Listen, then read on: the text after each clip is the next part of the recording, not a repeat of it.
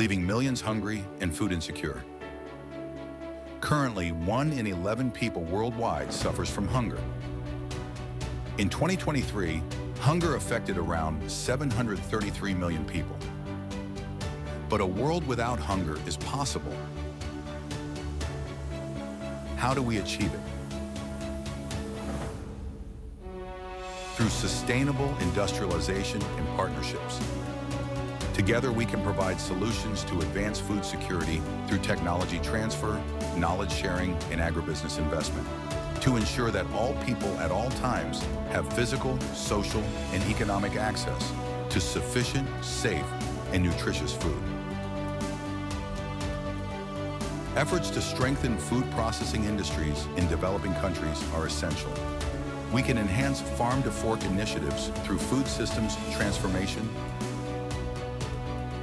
agribusiness investment,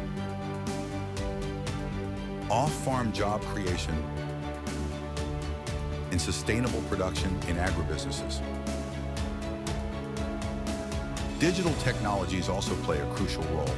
By employing them, we can streamline agri-food supply chains, promote knowledge transfer, boost food security, lower costs, and create job opportunities while empowering women and youth. By minimizing waste and improving post-harvest practices, we can take essential steps toward resilience, ensuring that hunger relief efforts are not undermined by climate change. Strengthening sustainable supply chains not only boosts food security, but it also creates jobs, increases export revenues, and bolsters economies, all while safeguarding the environment. And that is why we meet here today, at this joint conference with the Government of Ethiopia, the African Union, Unido, and with the technical assistance from the FAO. We are here to showcase powerful solutions and to demonstrate that, with commitment and collaboration, a world without hunger is possible. We transform food systems, promote sustainability, and end hunger together.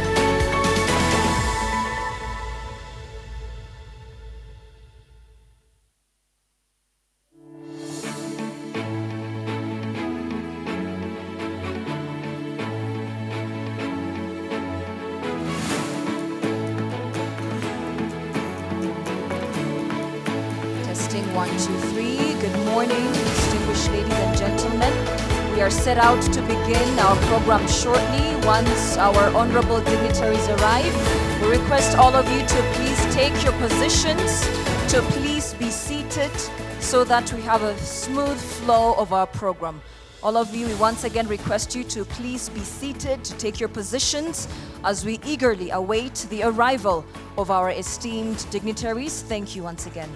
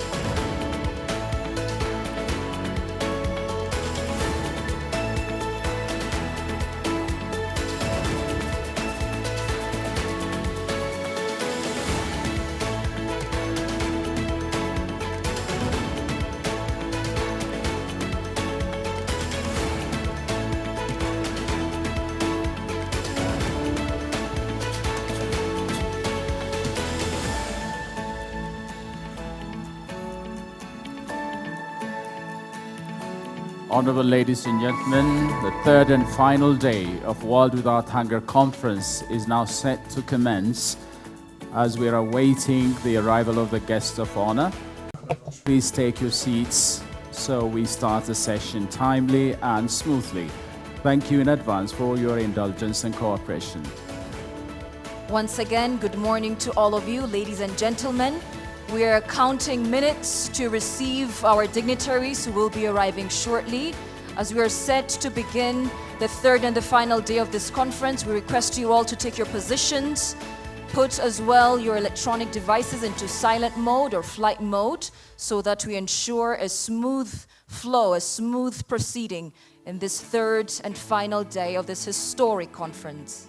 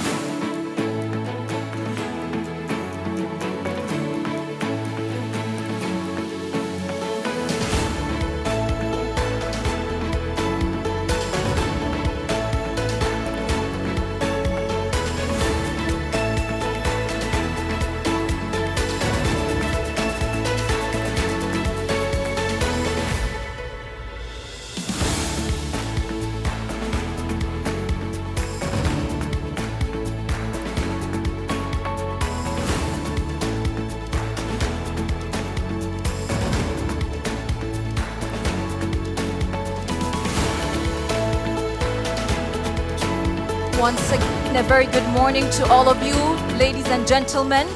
We would like to kindly remind you once again that we are eagerly awaiting the arrival of our esteemed guests who will be arriving very shortly. Please proceed to take your positions. Please take your seats so that we have smooth proceedings. Thank you again.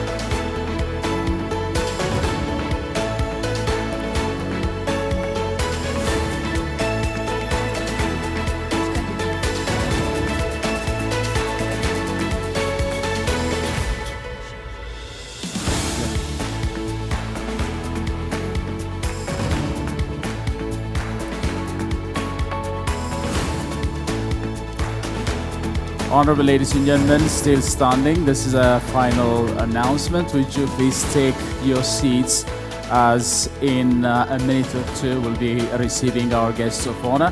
Please proceed to your positions and take your seats. Thank you very much.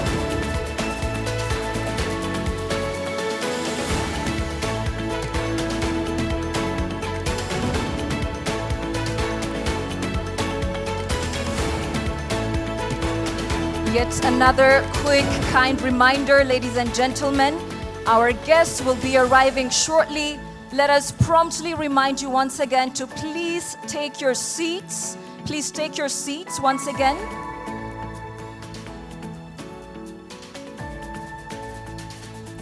A prompt reminder for all of you who are standing to please take your seats as we await the arrival of our distinguished guests. Thank you.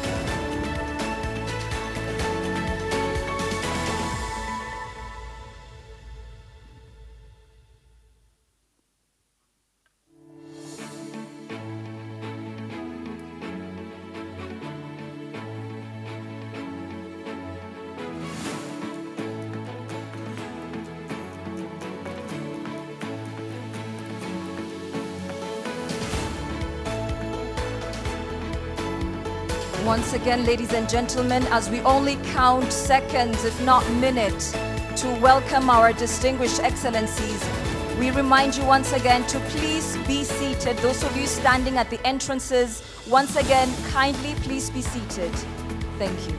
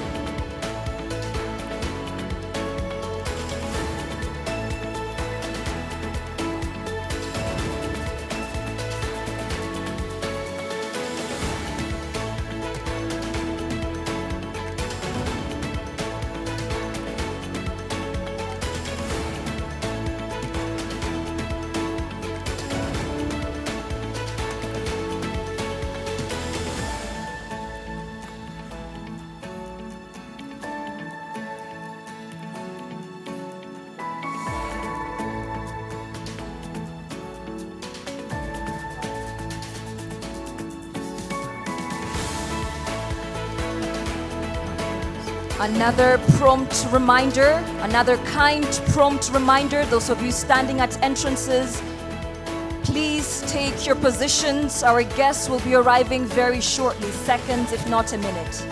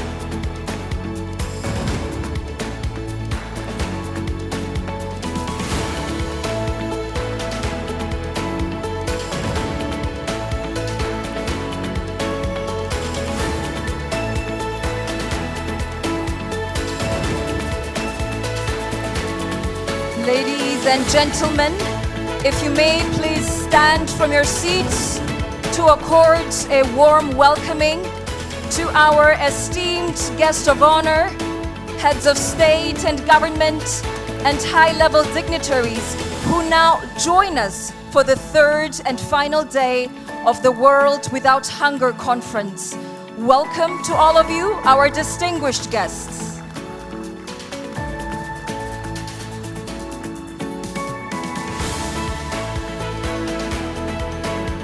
Thank you so very much, our guest of honor and distinguished heads of state and government, for joining us here for the third day of the World Without Hunger Conference. Thank you all very much. We may now be seated as we begin our proceedings for the day.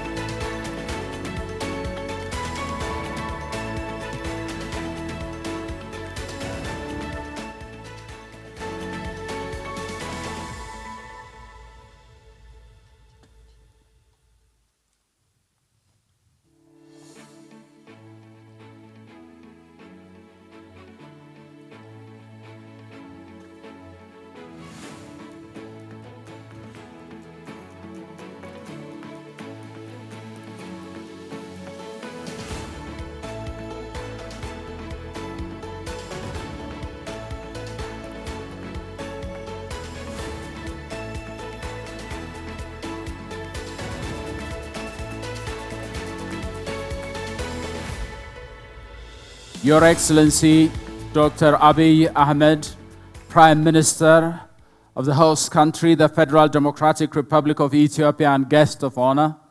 Your Excellency, Mr. Gerd Müller, the Director General of the United Nations Industrial Development Organization, Unido. Ms. Monique Nsanzabaganwa, Deputy Chairperson of the African Union Commission.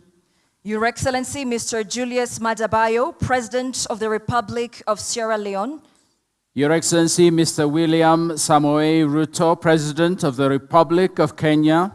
Your Excellency, Mr. Amadou Uriba, Prime Minister of the Republic of Guinea. Your Excellency, Mr. Sheikh Shakbout, Minister of State, the United Arab Emirates.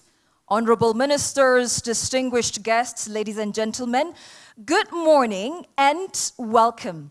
As we embark on the third and final day of the World Without Hunger Conference, we start by expressing our immense gratitude to each and every one of you for your very meaningful contributions. Especially, a special thanks to you heads of state and government and high-level dignitaries for your commitment and for gracing us with your presence yesterday evening at the World Without Hunger State Gala Dinner, where deep remarks that were shared drove us into introspection and revealed the inspiration behind Ethiopia's bold agricultural initiatives.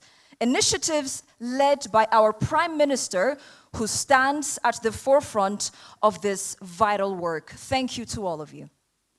It is possible to end hunger, Excellencies, ladies and gentlemen. It's possible that this generation could be the last to ever face the scourge of hunger.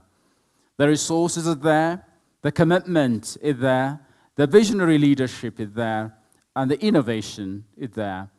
Together, we will create a future where the shadows of famine and malnutrition are forever a thing of the past, ensuring that our children and future generations inherit a world filled with abundance and hope. Your Excellencies, honorable ladies and gentlemen, when we set out at the beginning of these 3 days, we aimed to engage on meaningful ways to end hunger. We are proud to say that we not only achieved these goals, but have far surpassed them. Through our deliberations, significant B2B connections were made, investments were pitched, driving us into meaningful action.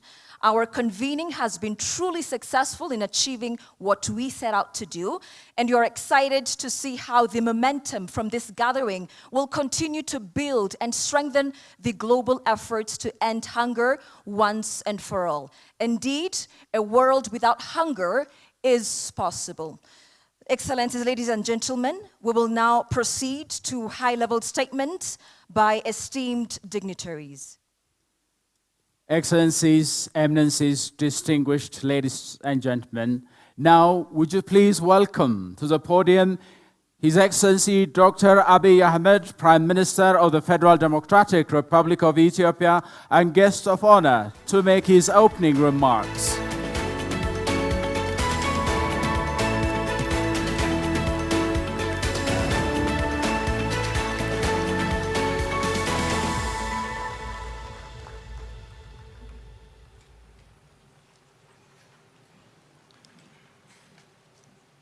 Your Excellency William Ruto, President of the Republic of Kenya, Your Excellency Julius Maada Bio, President of the Republic of Sierra Leone, Your Excellency Amadou Ore Ba, Prime Minister of the Republic of Guinea, Your Excellency Gerd Muller, Director General of Unido, Madam Munich, Deputy Chairperson of African Union Commission, Honorable Taggese Chafo, Speaker of the House of Representatives, Honorable Agenyo Teshagar, Speaker of the House of Federation, Deputy Prime Minister Temesgen Turuna, Deputy Prime Minister and Vice President of our party, Adan Farah, invited guests, ladies and gentlemen.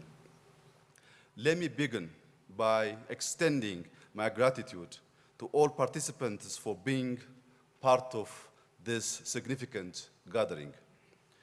Over the past 3 days, your presence has not only reached discussions, but has also left a lively mark on our city. Addis Ababa, the pulse of Ethiopia and the capital of Africa, is known for its spirit of unity, resilience, and warm hospitality. And I hope each of you have witnessed this during your stay. Excellencies, ladies and gentlemen, the vision for zero hunger extends beyond merely addressing hunger and malnutrition. It calls for the creation of sustainable and equitable food systems where everyone has access to sufficient food. It's about enabling our population's dignified lives, free from basic wants. Achieving this is more than just a goal. It is a moral imperative and our collective responsibility to build resilient, sustainable agricultural systems that uplifts all our communities. In the session on challenges and solutions to combat hunger and food security issues, the urgent need to enhance resilience in agriculture has been examined. Climate adaptive practices, sustainable farming, and improved market access are key to empowering smallholder farmers who are the bedrock of global food security.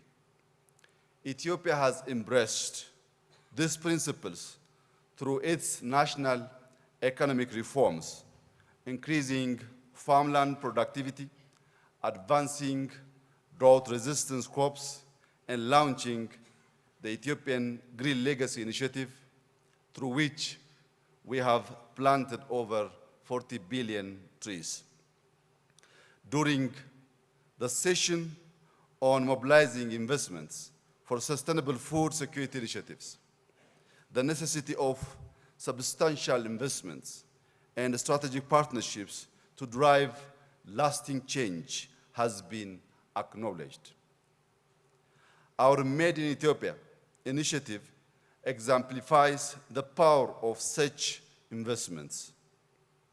Ethiopia's integrated agro-industrial parks serve as hubs for job creation, income generation for farmers, and economic resilience, enhancing our role in the global agricultural market.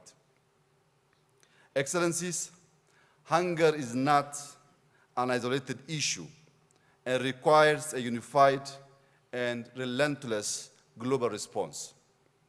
Our shared discussions highlighted several critical deliverables to guide our collective actions.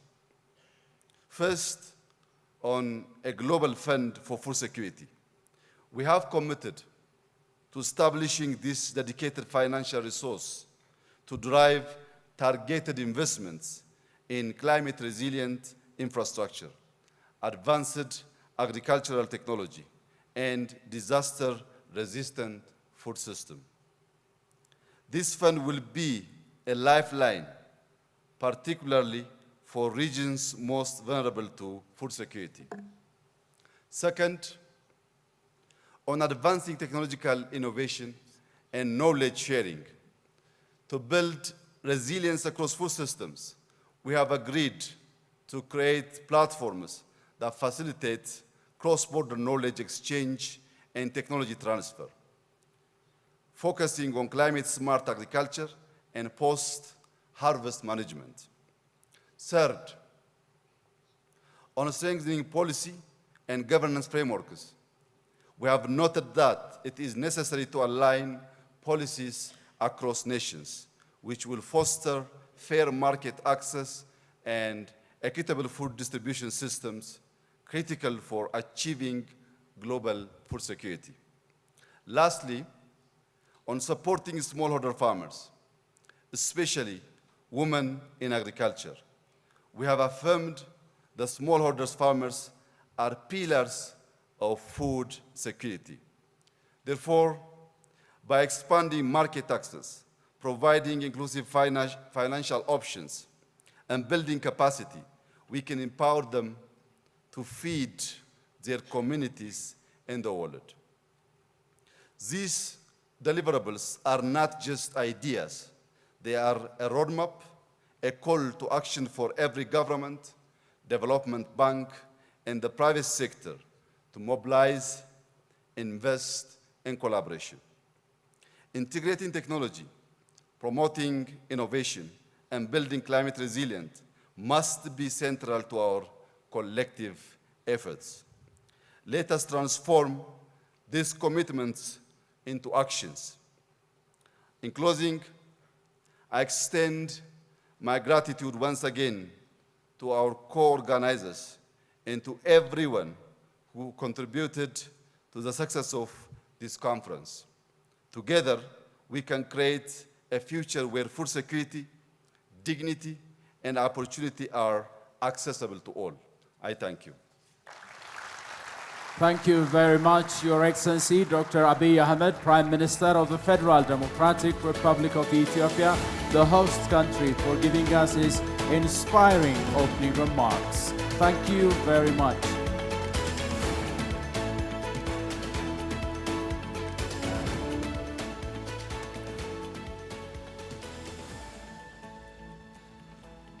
Thank you once again to our esteemed guest of honor for those inspiring remarks. We next move on to welcome to the stage His Excellency Mr. Gerd Mueller, the Director General of the United Nations Industrial Development Organization, Unido, our co-organizer of the World Without Hunger Conference. Your Excellency.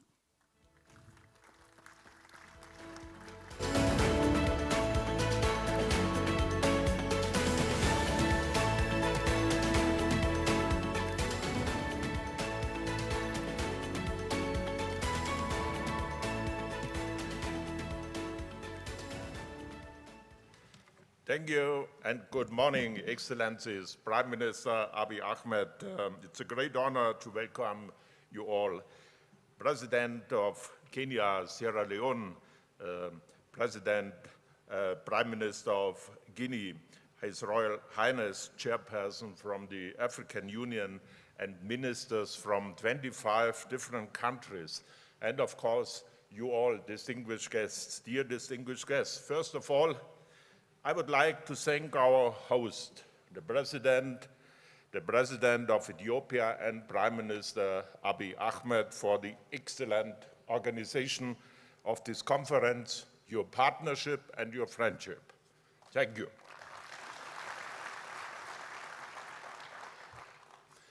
We know what to do after your speech. I underline totally your messages to the auditorium. A word. Yes.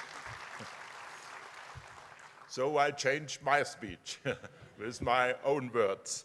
A world without hunger is possible with peace and good governance, with huge investments in modern sustainable agriculture, with fair and sustainable supply chains, with progress by innovation and industrialization.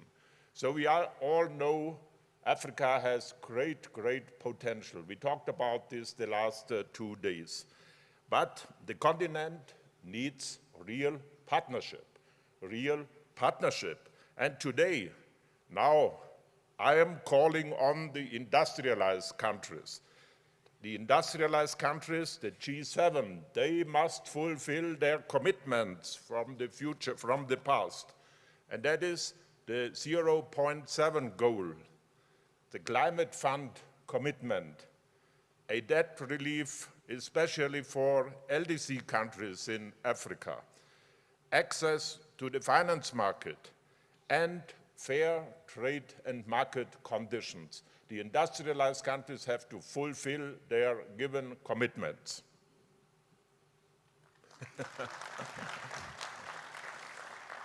Unido is your partner for industrialization, economic growth, and job creation. Africa has the strengths, so make Africa strong again. That's my message. 6 of the fastest growing economies in the world are Africans, and strong governments are successful. For example, we have the President of Kenya, of Ethiopia, of Sierra Leone. Ladies and gentlemen, over the past 2 days, we have explored innovative solutions and new partnerships. Now we have to turn these into concrete actions. Our new study we have presented here together with FAO shows we do have the technologies and the knowledge. Only missing is the political will of the world politicians.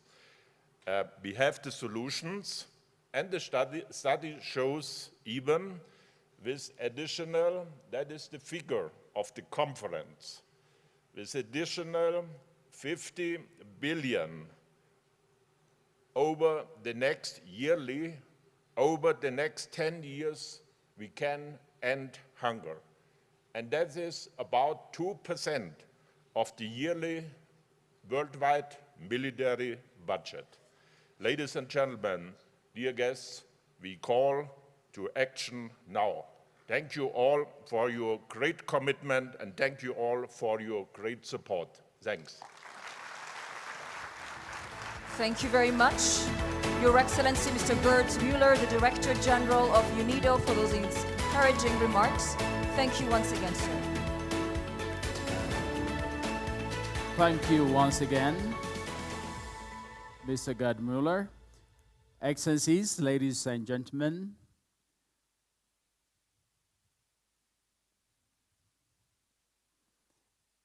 another warm round of applause to His Excellency for his very encouraging remarks. Thank you again. Now, Excellencies, ladies and gentlemen, please welcome Ms. Monique Nsanzabaganwa, Deputy Chairperson of the African Union Commission, which is also the co-organizer of this World Without Hunger conference happening here in Addis Ababa with the theme, A World Without Hunger is Possible.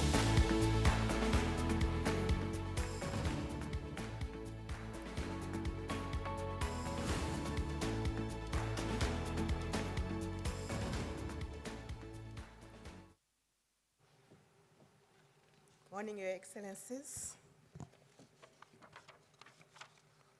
Your Excellency, Dr. Abiy Ahmed, Prime Minister of the Federal Democratic Republic of Ethiopia. Your Excellency, Julius Maada Bio, President of the Republic of Sierra Leone. Your Excellency, William Samoei Ruto, President of Kenya. Your Excellency, Amadou Uriba, Prime Minister of Guinea.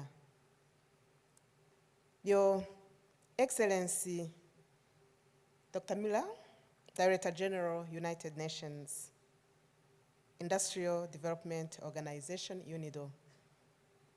Your Excellencies, distinguished guests, ladies and gentlemen, all protocol duly observed. Allow me to stand here on behalf of His Excellency Musa Faki Mahamat, Chairperson of the African Union Commission, who could not be here because he is attending to another important event, but tasked me to come and present his message to you. So I start quoting him. It's with both honor and a great sense of responsibility that I address you today on behalf of the African Union Commission. As we gather here in this conference, millions of people around the globe continue to endure the unacceptable reality of hunger. In 2023, up to 760 million people globally faced hunger, which means 1 out of every 11 people on Earth. In Africa, more than 280 million people were affected, which means 1 in every 4 Africans. This is a crisis that no one should have to face in the 21st century. Hunger is not just a humanitarian crisis. It's a challenge to our collective morality. It is a violation of the most basic human right, the right to food, and an affront to the values of justice, equality, and dignity that we all cherish. The world is still far off track to achieve Sustainable Development Goal number 2, zero hunger, by 2030. The African Union is resolutely committed to ending hunger on our continent. Through Agenda 2063, our vision for a prosperous, peaceful, and integrated Africa, we have placed food security and sustainable development at the core of our priorities. The CADEP Malabo Declaration of 2014 reaffirmed our bold commitment to eliminate hunger and all forms of malnutrition by 2025, just 1 year from now. However, our most recent CADEP biennial review assessment indicates that our continent is not on track to achieve this commitment. Your Excellencies, we must be clear. Hunger in Africa and in any part of the world is not a question of resources. Africa has the land, the people, and the potential to end hunger. What we lack is the coordinated action, the investment, and the political will to bring about the change needed. The time to act is now. And it is an unacceptable failure to allow hunger to persist any longer. The African Union, along with its member states, is ready to renew our commitment to ending hunger in Africa. As I mentioned earlier, we have developed a new 10-year CADEP strategy and action plan running from 2026 to 2035. And this strategy aims to build resilient and sustainable food systems for a healthier, more prosperous Africa. It seeks to boost food production, expand value addition, enhance intra-Africa trade, create jobs, and develop inclusive, resilient, and sustainable agri-food systems over the next decade. As we accelerate our efforts towards achieving food security, we call on the global community to join us in this fight. Ending hunger in Africa requires collective and coordinated action. In line with the new 10-year CADEP strategy, I call for the following actions. Action number 1, increased investment in agriculture and agri-food systems development.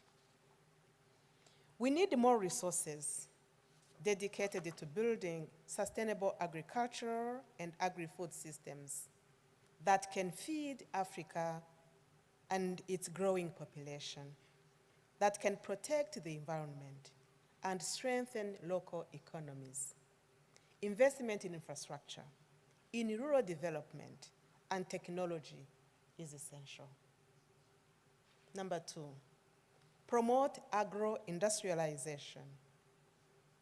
Transforming raw agricultural products into high-value commodities through agro-processing will not only create jobs, but will also increase the availability of nutritious processed food for local and regional markets.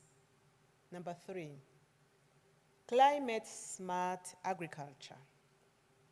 Climate change is disproportionately affecting Africa's agri-food systems. We need greater support for climate-resilient farming practices, technologies, and water management solutions that enable farmers to adapt to changing weather patterns and mitigate environmental degradation. Number 4, inclusive nutrition policies. Hunger is not just about the quantity of food. It's also about the quality. Access to nutritious food is a basic human right. We must prioritize nutrition-sensitive policies, particularly for vulnerable groups such as women, children, the elderly, and displaced populations. Number 5, conflict resolution and peace building. Conflict is one of the primary drivers of food insecurity in Africa.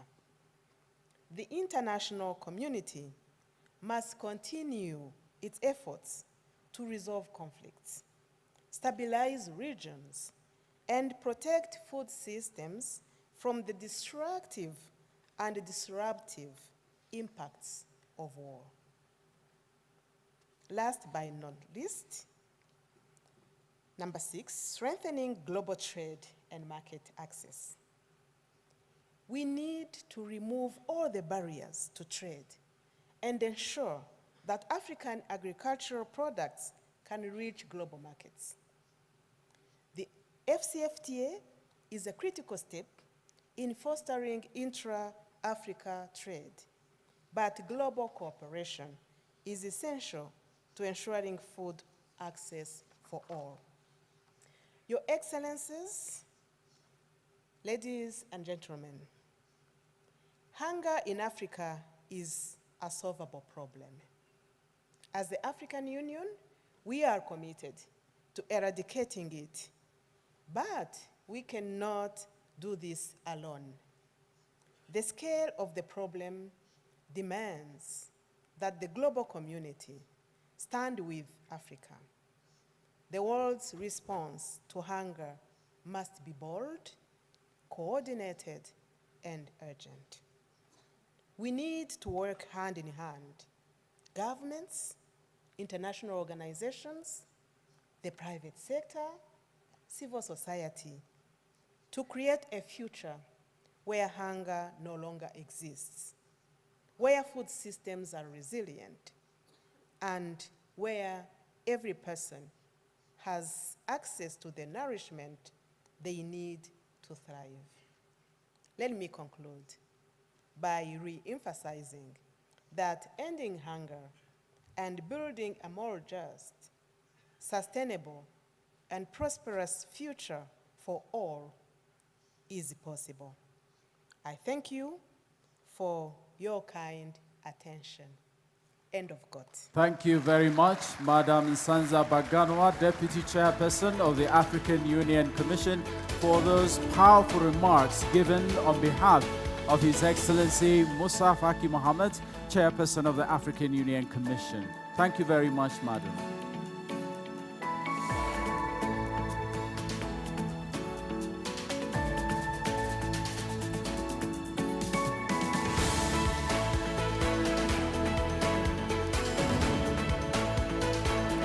Thank you once again, Ms. Monique Nsanza Baganwa, who spoke on behalf of the African Union Commission.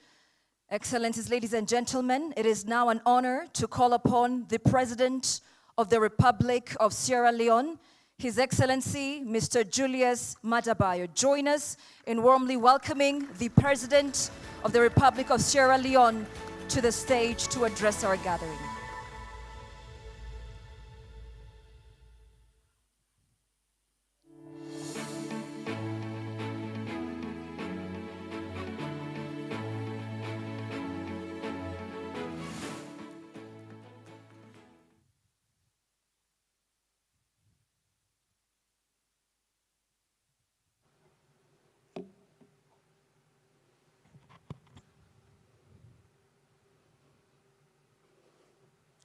Your Excellencies, distinguished guests, ladies and gentlemen, good morning.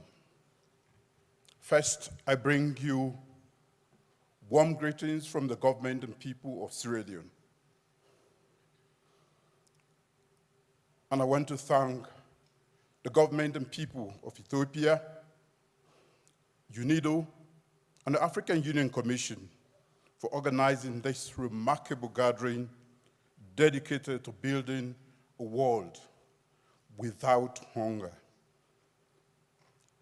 This noble pursuit is a task for government, not only for governments or international bodies, as has already been alluded to, but a collective mission that urgently requires all of humanity's commitment, collaboration, and support and that is why we are all here.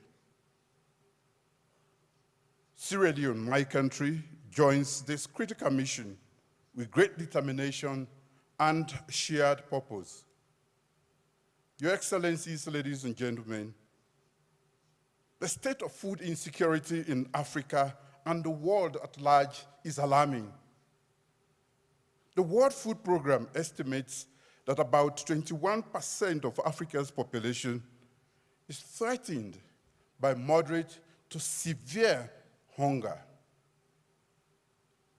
In Sierra Leone, we understand firsthand the devastating impacts of hunger and malnutrition, with severe food insecurity affecting over 18% of our population. Food insecurity impacts every dimension of our lives, from a child's growth and development to their ability to learn and succeed in education, and ultimately their future opportunities. Addressing these challenges is not just a priority for my government, but a fundamental necessity for our nation's progress. In Sierra Leone, our flagship Feed Saloon program is our roadmap to boosting agricultural productivity, building resilient food systems, and achieving food security. The initiative directly taps into our immense agricultural potential, youthful population, and favorable climate, leveraging modern technologies to enhance productivity. Through strong collaboration with the private sector, development partners, our approach focuses on targeted policies that boost farm-level productivity while creating opportunities for innovation and private sector investments. Some of our successful strategies to drive sustainable growth in Sierra Leone are: 1, adopting a whole-of-government approach that is bringing together all relevant ministers and ministries to address food systems bottlenecks. 2, implementing targeted policies to reduce food imports and make the sector more competitive for our farmers. 3, promoting Sierra Leone as a viable agro-investment destination, forging strategic relationships and mobilizing over $1 billion in resources to develop our rice agro-industrial cluster to achieve rice self-sufficiency. Additionally, our school feeding program has proven to be an essential intervention in addressing hunger and malnutrition among school children. This program has significantly increased school attendance and retention, and enhanced academic performance by ensuring that over 500,000 students have access to nutritious meals during academic year. We are also investing in research to develop the best yielding, climate-resilient crop varieties for our diverse ecologies, especially by capacitating the Sierra Leone Agricultural Research Institute. Furthermore, our government is developing the country's first ever biometric national farmers registry to allocate resources more efficiently and make more informed policy decisions that will benefit our farmers. Lastly, our Feed Saloon program strongly emphasizes empowering women who represent more than 70% of the agricultural labor force, from cultivation to processing and marketing. We do this by creating economic opportunities for our women and by enhancing local processing along the value chain. This commitment to gender equality and empowerment is a cornerstone of our effort to achieve food security in Sierra Leone. Ladies and gentlemen, it is clear that solving the complex problem of hunger and malnutrition requires global collaboration, as has already been alluded to. While taking proactive steps at the national level, we are equally leveraging global strategic partnerships. At COP28, Sierra Leone, Brazil, Norway, Rwanda, and Cambodia launched the Alliance of Champions for Food Systems Transformation, a new strategic coalition of ambitious countries determined to act urgently together. This initiative makes acting on food systems a political priority. Members commit to delivering universal access to affordable, nutritious, sustainable diets, aiming to accelerate major progress this decade.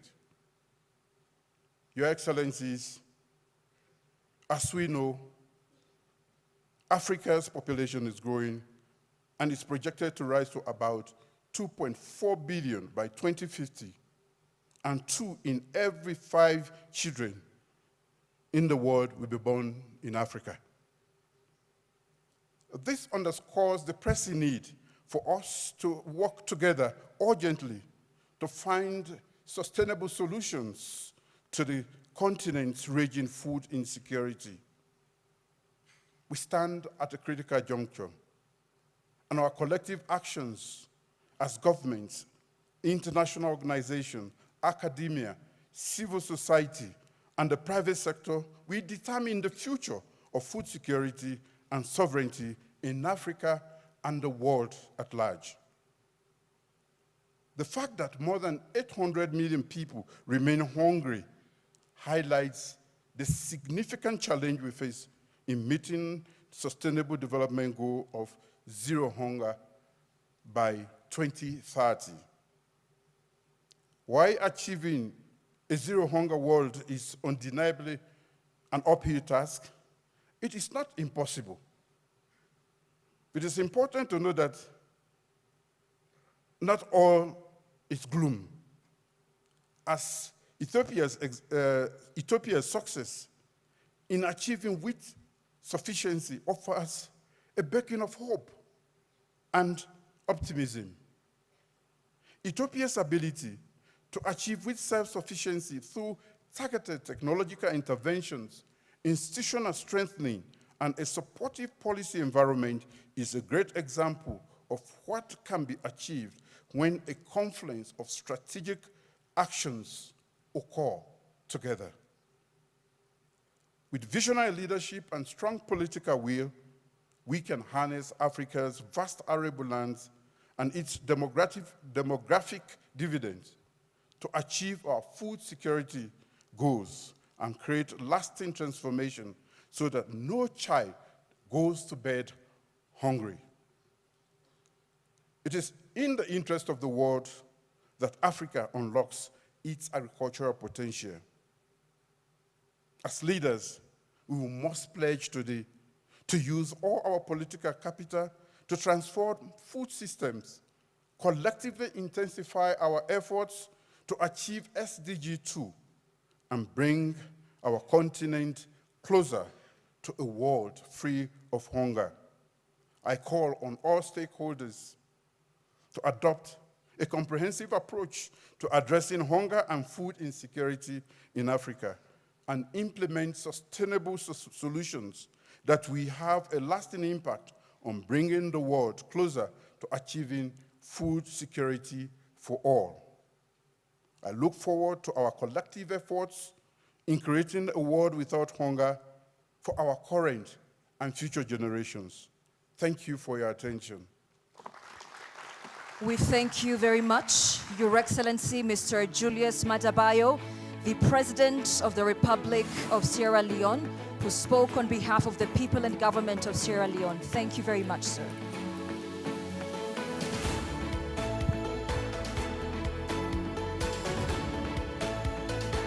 Thank you so very much once again, Mr. President. Ladies and gentlemen, we're highly honored and graced with the presence of heads of state and government as we wrap up the World Without Hunger conference on the third day.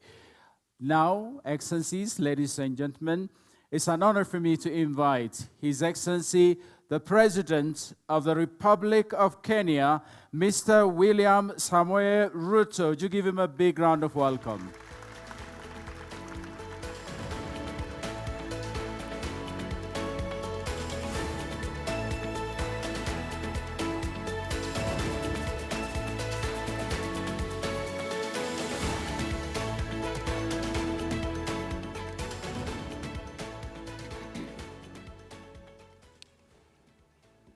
Your Excellencies, Honorable Ministers, distinguished ladies and gentlemen, good morning. And I bring you warm fraternal greetings from the government and people of Kenya, as I thank my dear brother, His Excellency Dr. Abiy Ahmed Ali, the Prime Minister of the Federal Republic of Ethiopia, for his kind invitation and warm welcome to this beautiful country.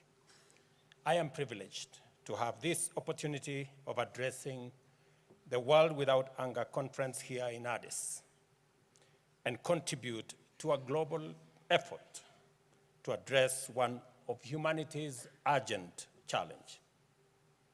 In a world of growing inequality, widespread poverty, conflict and climate disruption, the urgency of ending hunger for food and ensuring food security for all of our rapidly growing populations has never been greater and has never been much more urgent. Global hunger statistics are, unfortunately, a stark reality experienced on a daily basis by millions of people worldwide. To make matters worse, the tragedy of hunger is not just a matter of missed nourishment. Hunger impairs health, undermines productivity, extinguishes many opportunities, steals the futures of many, and breaks the promise of freedom and well-being that defines us as humanity. This gathering is important because it mobilizes us to reflect about the state of our shared responsibility and commitment to guaranteeing universal access to safe, sufficient, and nutritious food. The 2024 State of Food Security and Nutrition in the World Report states that in 2023, last year, 730 million people in the world faced hunger. In Africa, the situation was even more grave, with 1 in every 5 Africans affected. The report further revealed that over 2.8 billion people globally cannot afford a healthy diet. And the severity of hunger is classified as alarming in many countries, including Burundi, Chad, Madagascar, Somalia, South Sudan, and Yemen. Let us bear in mind that beyond food insecurity, hunger represents a condition of profound poverty of well-being, health, as well as freedom, opportunity, and dignity. It is time to attend to the need to maximize the potential of our agricultural and food systems to feed the world's population as a matter of urgency. One fact stands out on the scope of work that must be undertaken. 1/3 of all food produced for humanity's consumption is lost or wasted, particularly at the post-harvest phase. And this is due to insufficient infrastructure, technology, and local capacity. This loss translates to about 1.3 billion tons annually and costs the world about $1 trillion and represents a significant component of our total food deficit. The stark condition of the global food security situation demonstrates that we are considerably off track and, without a radical strategic turnaround, are unlikely to meet the second sustainable development goal, that is zero hunger. The only way out of this tragic failure requires us to undertake bold and ambitious collective actions in tackling the root causes of hunger. We must develop agricultural communities and systems that meet the unique needs of our diverse requirements. We must invest aggressively to expand sustainable production in all value chains that constitute our food systems and prioritize strategies aimed at building resilient food systems. Additionally, by investing in agricultural education, we will be able to equip farmers with skills they need and competencies they require to be efficient, innovative, and adaptive. This is especially so in confronting climate change, which constitutes a significant threat to food security because erratic weather fluctuations disrupt food production. It is time to get ahead of the climate risk to food and nutrition by mobilizing and deploying adequate resources to embark on unified climate action and exploit the positive link between climate resilience and food security. In Kenya, agriculture remains a vital foundation of our economic growth and development. The sector contributes all the way to 30% to our GDP, accounts for 7% of our manufacturing, and contributes about 80% of employment of rural populations.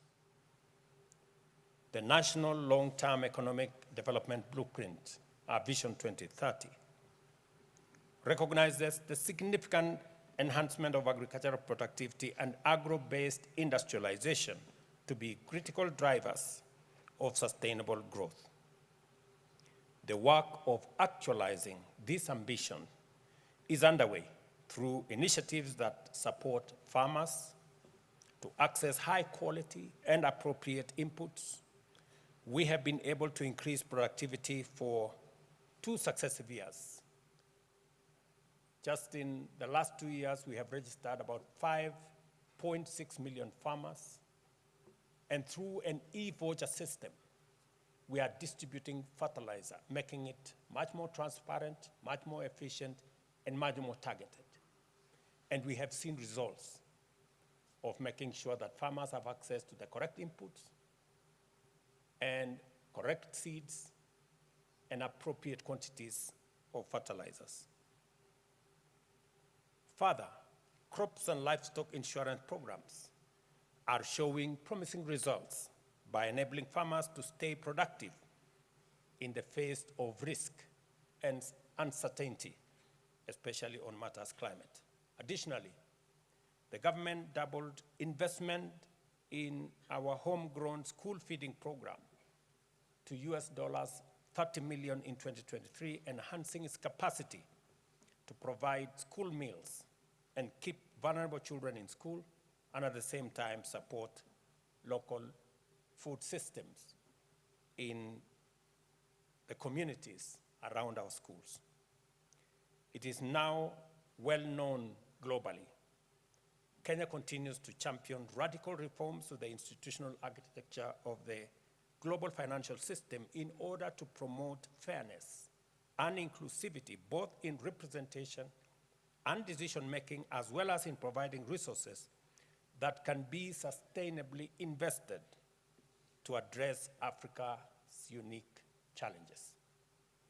The flagship outcome of the inaugural Africa Climate Summit and the Nairobi Declaration called for international support in addressing the links between low climate resilience and our country's sovereign debt burden, and the need for a global financial system that empowers economies to pursue inclusive economic transformation and climate action simultaneously.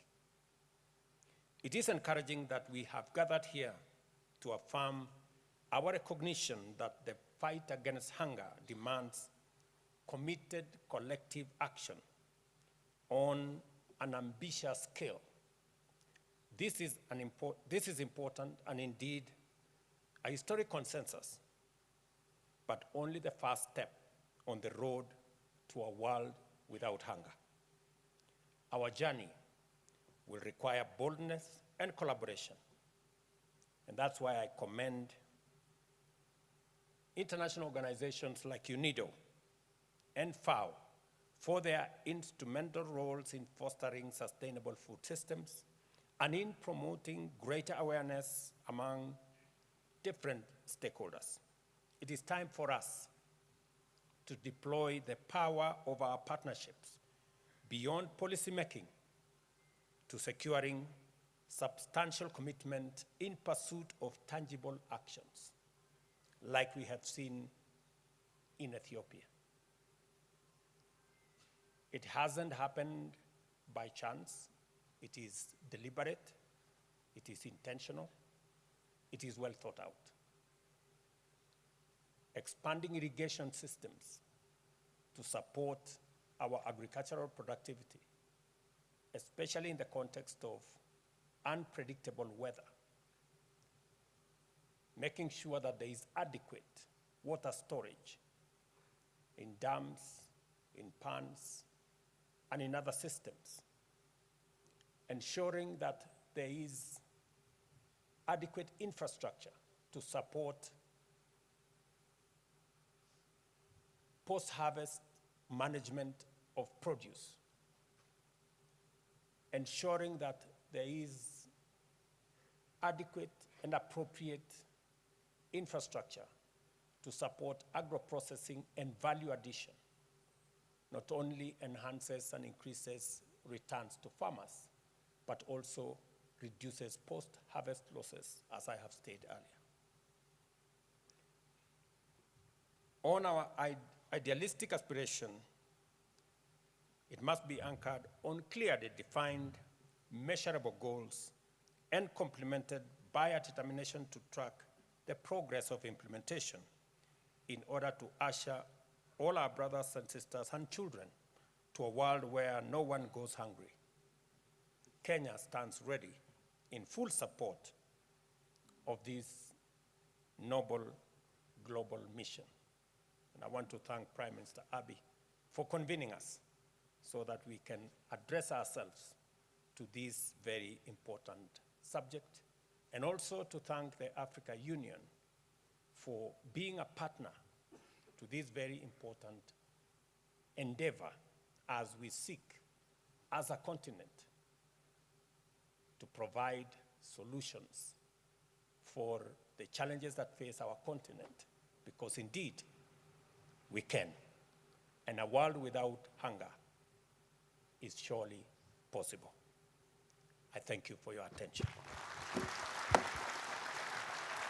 Thank you so very much, Your Excellency, Dr. William Samoei Ruto, President of the Republic of Kenya, for those inspiring messages of encouragement. Thank you as well, Your Excellency, for extending a warm greetings from the fraternal people and the government of the Republic of Kenya. We thank you very much, Your Excellency.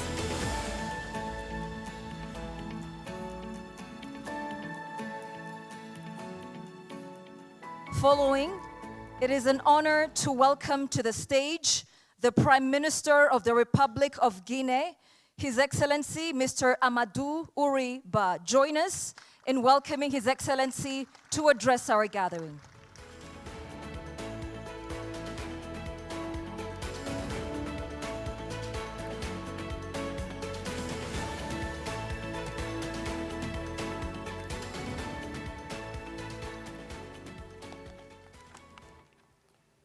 Excellences, Monsieur le Premier Ministre. Excellencies, ladies and gentlemen, to the Prime Minister of the Federal Republic Democratic of Ethiopia, Mr. Abiy Ahmed, Excellencies and dear neighbor of Sierra Leone, Excellency, Mr. President of Kenya, Excellence, Mr. President, or rather the representative of the Commission of the African Union, Mr. Mueller, Director of Unido, and representatives of the Diplomatic Corps and partners of diplomatic, technical and financial institutions, dear guests, ladies and gentlemen. It is a great honor for my country to be invited at this forum about a world without hunger, organized here in the diplomatic capital of the continent. We greatly thank the Ethiopian government, Unido, the African Commission of Africa, and FAO for this initiative. And it is in the name, of the Republic of Guinea's president that I send a message of fraternity, friendship of the people and government of Guinea. Wonderful things have been already said, so I won't repeat myself. We take into account all the good practices and initiatives and visions that have contributed to improve the situation of populations over the last few years. And in this regard, we salute this vision and actions of the Ethiopian government on multiple aspects that are inspiring us. But I would like to stick to facts. I belong to a generation that grew up in the 70s and 80s, and we do remember droughts where thousands and thousands of people died.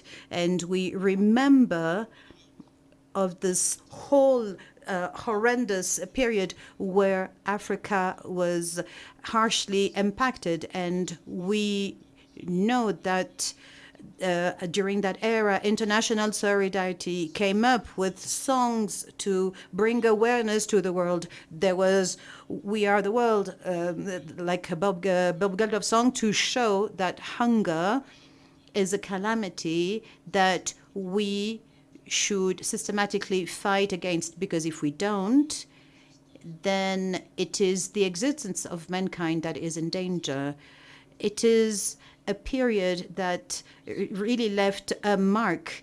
And being a teenager at the time, I dreamed of bring water throughout the world so that I could help grow plants and trees everywhere. And that is the reason why I was truly impressed by the initiatives of the Ethiopian Prime Minister Abiy Ahmed a few years ago when he started planting millions and millions of trees.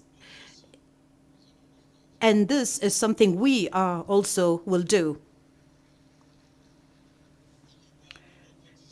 because our existence matters. So that was a specific era. In between, there have been multiple major changes. Governments have taken their responsibilities, and Ethiopia is one example.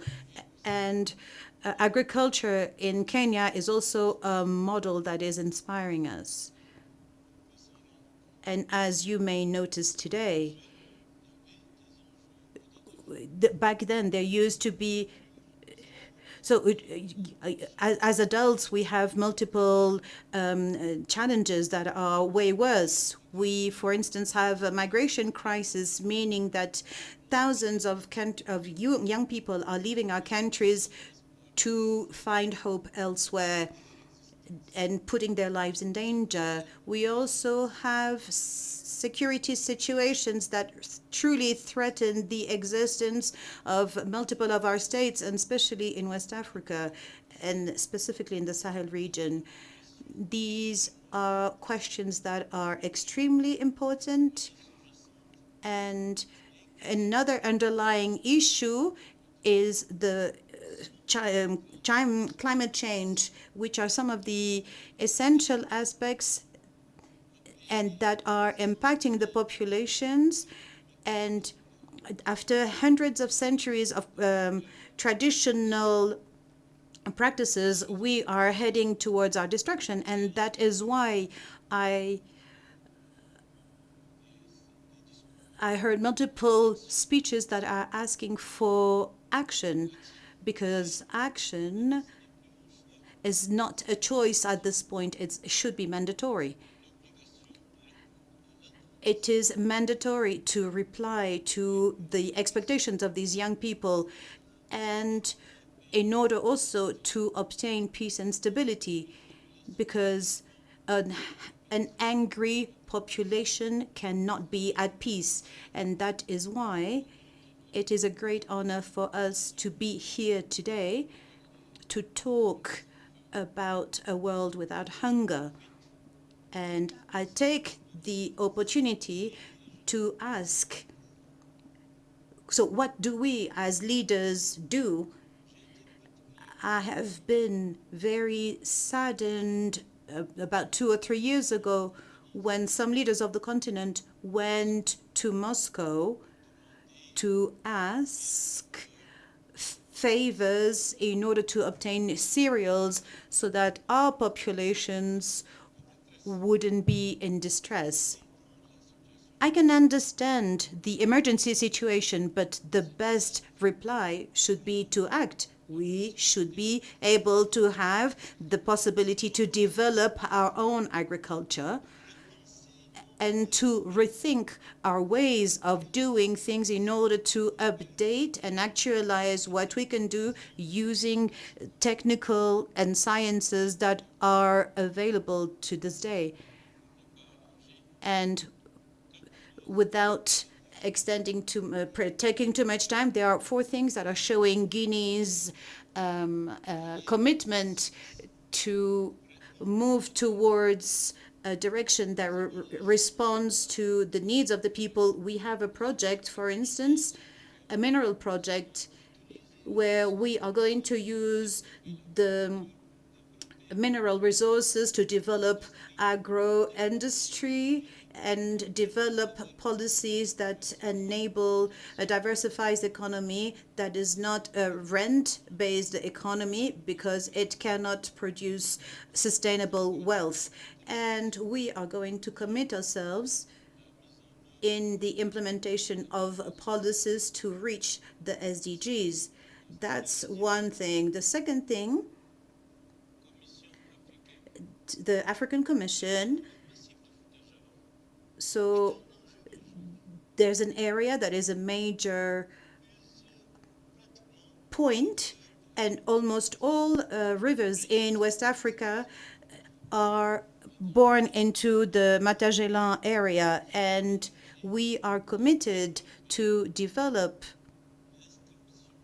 the registration of Mutajalo as a UNESCO heritage site. It's not just for us, but it's also for 15 states within West Africa, including Chad and Cameroon.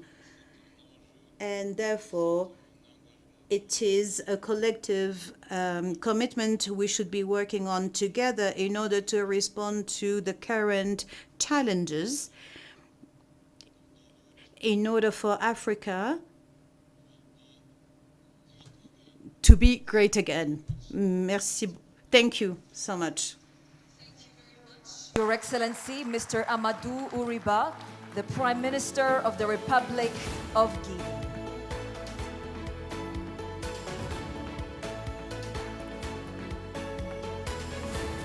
Thank you very much, Your Excellency, for addressing our gathering today and for sharing your message on behalf of the people and government of the Republic of Guinea. Thank you so very much once again, Mr. Prime Minister. Thank you. Excellencies, ladies and gentlemen, please now welcome to the stage His Highness Sheikh Shakbout, Minister of State, the United Arab Emirates, to address the gathering.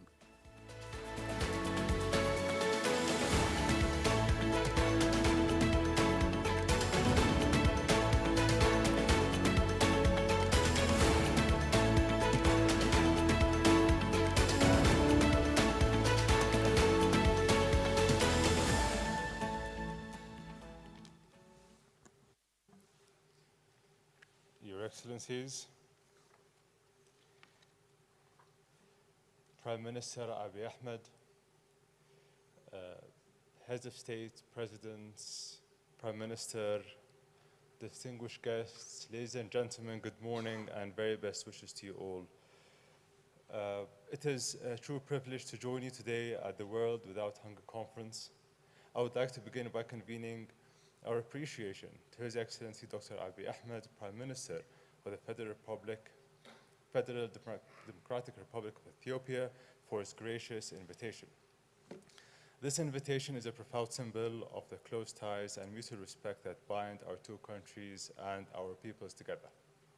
I would also like to thank the African Union and Unido for co-hosting the conference and their dedication in bringing us together for this vital gathering. Today's gathering serves a powerful reminder to the vast potential for deeper collaboration and understanding in addressing the critical challenges we collectively face. Ethiopia has made significant progress in addressing climate change and its impacts, setting a strong foundation for sustainable growth and prosperity through ambitious climate initiatives. We remain committed to supporting these efforts, both within Ethiopia and throughout the wider region, as the leadership of both countries remains dedicated to eradicating poverty by advancing in food security. For example, we are spearheading a project across 3,500 hectares near the Omo River, which is overseeing the farming operations and crop sales. Together, we are building momentum toward a more resilient and food secure future for all. Africa holds significant agriculture potential, yet food security challenges persist. The World Without Hunger Conference provides a platform for partnerships and sustainable solutions. The UAE, guided by His Highness Sheikh Mohammed bin Zayed Al Nahyan, President of the United Arab Emirates, has invested in agriculture innovation and partnerships aligned with the National Strategy for Food Security 2051. The vision prioritizes agribusiness, tech-driven production, and waste reduction, and also risk management. With $4.86 billion contributed as of 2024, addressing the link between climate and food security. My country led the COP28 UAE Declaration on Agriculture, Food and Climate to promote sustainable practices, resilient crops, and food waste reduction. Partnerships with the CGIAR and the Gates Foundation further support agriculture innovation for smallholders in Global South. Our commitment includes co-hosting the 2026 UN Water Conference with Senegal to enhance water security, essential sustainable agriculture and food preparation. To conclude, as we engage in these critical discussions, sharing insights and best practices, it is important to be driven by a strong spirit of cooperation and solidarity, and to thrive for a better future for all. I thank you. Thank you very much, Your Highness Sheikh Shahbout, Minister of State, the United Arab Emirates, for coming and joining this crowd and delivering those very important messages. Thank you very much, sir. Thank you once again, Your Highness Sheikh Shahbout, Minister of State of the United Arab Emirates, for addressing our gathering this morning. Your Excellencies, ladies and gentlemen, we will now proceed to recorded video messages of high-level dignitaries who couldn't join us today physically, but nevertheless have a very important messages to share. We will now proceed to a recorded video message, video remarks, from the President of the Federal Republic of Brazil, His Excellency, Mr. Luiz Inácio Lula da Silva. E minhas amigas, o tempo para cumprirmos a nossa promessa de atingir os objetivos do desenvolvimento sustentável está se esgotando rapidamente. Essa é a nossa última oportunidade de alcançar essas metas. Embora a Aliança Global contra a Fome e a Pobreza tenha nascido no G20, ela pertence a todo mundo. Por isso, convido todos e todas a integrarem a aliança e se somar a esse esforço pela erradicação da fome e da extrema pobreza, para que em 2030 possamos finalmente falar desses flagelos como problemas do passado. Muito obrigado e eu espero vocês. Join us in thanking His Excellency Mr. Luiz Inácio Lula da Silva. Thank you. Irmãos e irmãs dos países africanos, é com muito prazer que participo da Conferência Mundo Sem Fome. Gostaria de agradecer à Organização das Nações Unidas para o Desenvolvimento Industrial pela generosidade deste convite. Lamento não estar com vocês presencialmente. Quando li o texto do chamado à ação de Addis Ababa, muito me alegrou ver tanta sinergia de propósitos com a Aliança Global contra a Fome e a Pobreza, que está prestes a ser lançada, culminando os trabalhos da força-tarefa criada sob a presidência brasileira do G20. Notei, inclusive, que há no texto uma calorosa saudação de boas-vindas ao lançamento da Aliança Global e uma recomendação expressa para que todos nos juntemos a essa aliança a fim de garantir a melhor utilização dos recursos e apoiar a implementação de políticas robustas de combate à fome e à pobreza. Nossos mais sinceros agradecimentos. Estamos juntos nesta batalha. A experiência mundial das últimas décadas mostra que combater a fome e a pobreza não é tão difícil e nem tão caro se houver prioridade política e disposição.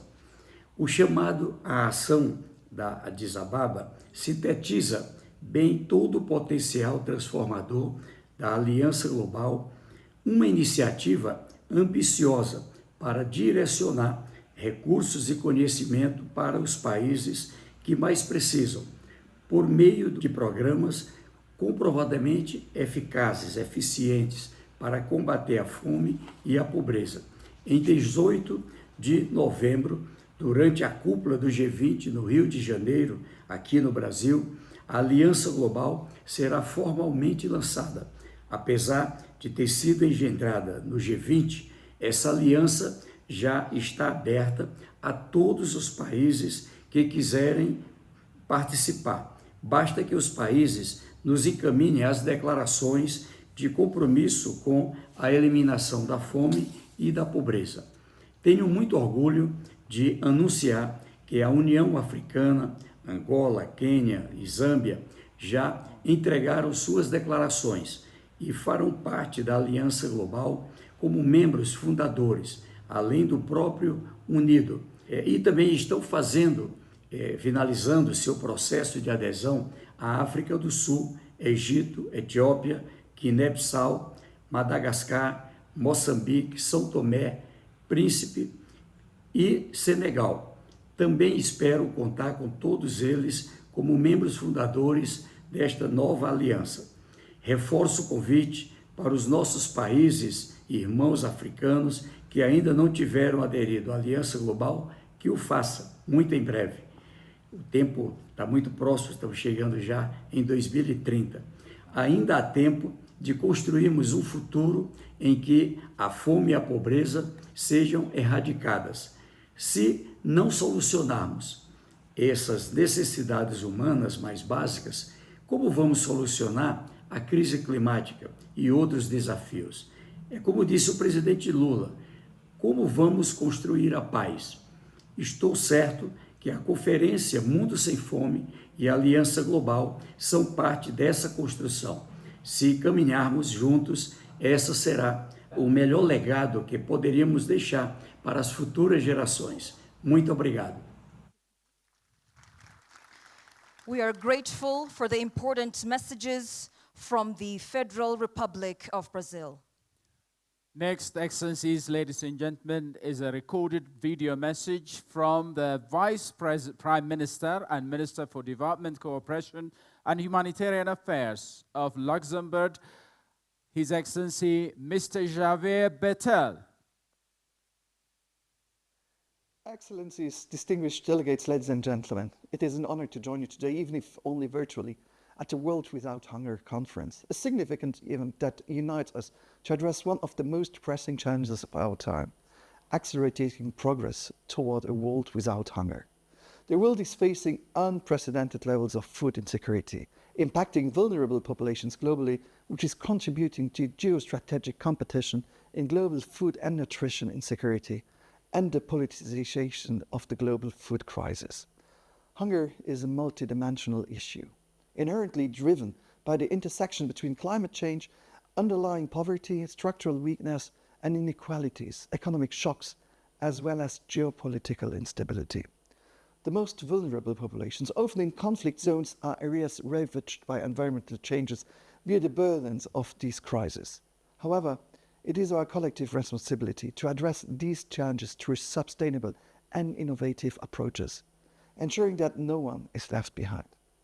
With food security as a priority area, Luxembourg devotes more than 1% of its gross national income to development cooperation and humanitarian action, and is firmly committed to advancing food security through innovative partnerships and multilateral cooperation. In 2023, Luxembourg allocated almost 20% of its official development assistance to projects related to agriculture development. These include efforts to combat food insecurity through immediate relief measures such as food aid, nutrition programs, and emergency assistance, as well as initiatives to strengthen food sovereignty by promoting local production and empowering rural populations. As we look at food security in 2024, the numbers paint a bleak picture.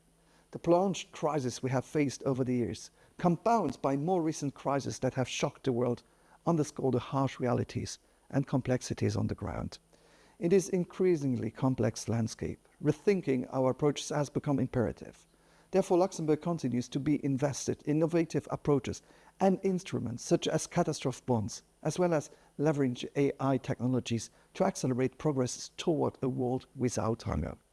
In addition, to tackle the root cause of hunger, we need to complement humanitarian action where possible with capacity building measures, strengthening local economies, creating livelihood opportunities, and empowering vulnerable populations in rural areas.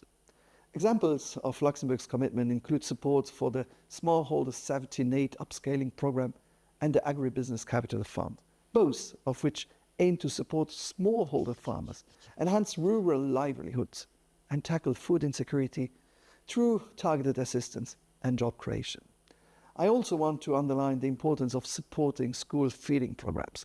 Through a multi-sectoral approach, these initiatives not only address food security, but also contribute to advancing education, local agriculture production, nutrition, hygiene, and sanitation. Beyond mitigating hunger, they enhance school enrollment and academic achievement while contributing to poverty reduction. In this context, Luxembourg is a proud member of the School Meals Coalition since its establishment in 2021. I would hereby like to take this opportunity to recognize the extraordinary efforts of humanitarian workers, UN agencies, and other partners, and call on them to continue to provide support and seek synergies and delivering impact on the ground. On behalf of the Government of Luxembourg, I wish to express my gratitude to the United Nations Industrial Development Organizations, the African Union Commission, the Government of Ethiopia, and the Food and Agriculture Organization for co-organizing this event. I also commend the collaborative spirit that has brought together everyone today, from governments to private sector, from financial institutions to civil society, united by one common goal: to end hunger. Thank you for your attention. His Excellency Mr. Javier Bettel, Vice Prime Minister and Minister for Development Cooperation and Humanitarian Affairs of Luxembourg. Thank you very much. Thank you once again to all of our high-level speakers for addressing the third and final day of the World Without Hunger conference.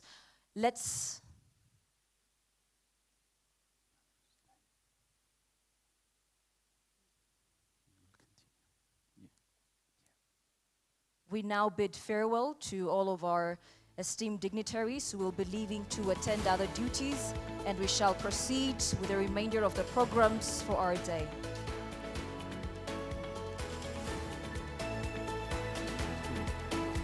The rest of us will continue with the programs for our day. We hand over the floor to our colleague Muthoni to facilitate the next session. Thank you all. Thank you to our distinguished high-level officials for setting the scene for the next conversations. We are now going to transition and get statements by high-level representatives.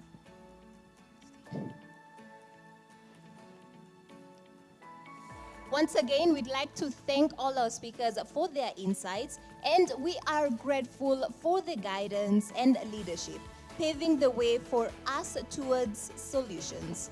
Now we are inviting high-level representatives of government to share with us their perspectives on food security. I would also like to mention that we have almost 30 speakers on our list who show great interest in the topic and wish to share the best practices towards ending hunger.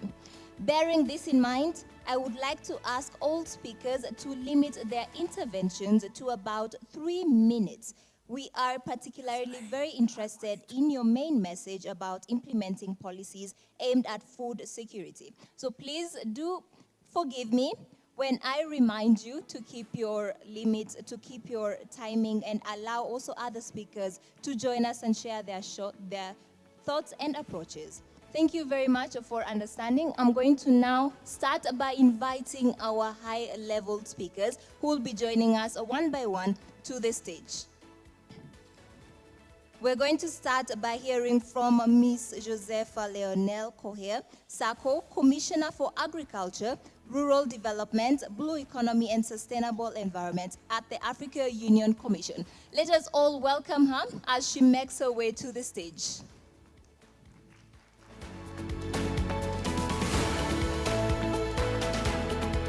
We request if you could all kindly take your seats. We're going to proceed. We're going to get remarks from our first speaker.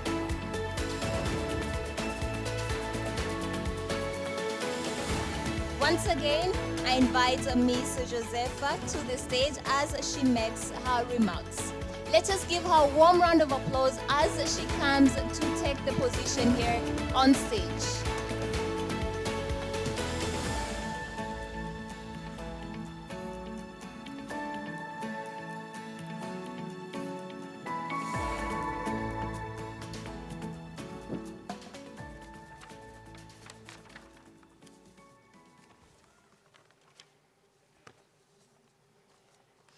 Thank you, the director of the event. Good morning, excellencies, dear colleagues, ladies and gentlemen, excellency ambassadors, ministers present, and distinguished delegates. Ladies and gentlemen, all protocol duly observed. I stand on the existing protocol. It is an honor for me to take this opportunity to congratulate and thank the host country through the leadership of His Excellency, Dr. Abiy Ahmed, Prime Minister of the Federal Democratic Republic of Ethiopia, to co-organize with Unido, FAO, and the African Union Commission this timely high-level conference on the world without hunger for boosting a global action against hunger and bringing all of us here together to address one of the humanity's most pressing challenges. Previous speakers have already reiterated the importance of this meeting that we are having here today, because we need to come with actions. Many of the things I will do in my statement, we all know about it. We know the problem, and we also know the solution. So now, what is the way forward? I think Addis Ababa, for this conference, it is what is the way forward. How can we have access to investment in this important sector? How can women have access to land? How can the elders have access to water for their livestock? So it is all these things that we can make it possible, so that I think we can have a free, on the secure continent in terms of food security. So let me just share some of actions that African Union is doing. Since the day before yesterday, I've already delivered some important initiative that the Commission is doing, but now I have also a pleasure to share with you what is the way forward. Since the moment I took office as a Commissioner of the African Union Department of Agriculture, Rural Development, Blue Economy, and Sustainable Environment, 8 years ago, I'm at the end of my mandate. Next year, we are going to elect the new commission for this for our continent. So I think 8 years I did. I was really privileged to have done the two terms of my mandate. So I think I've served my continent. I'm so happy. I'm so passionate to see that things should advance. Whatever we are living as an instrument, like a strategy, policy, we believe that the next commissioners that are in my department should follow it up. Like my chairperson the first day said, we have the next 10 years action plan, very bold, which I invite you to align your national policy with the continental policy.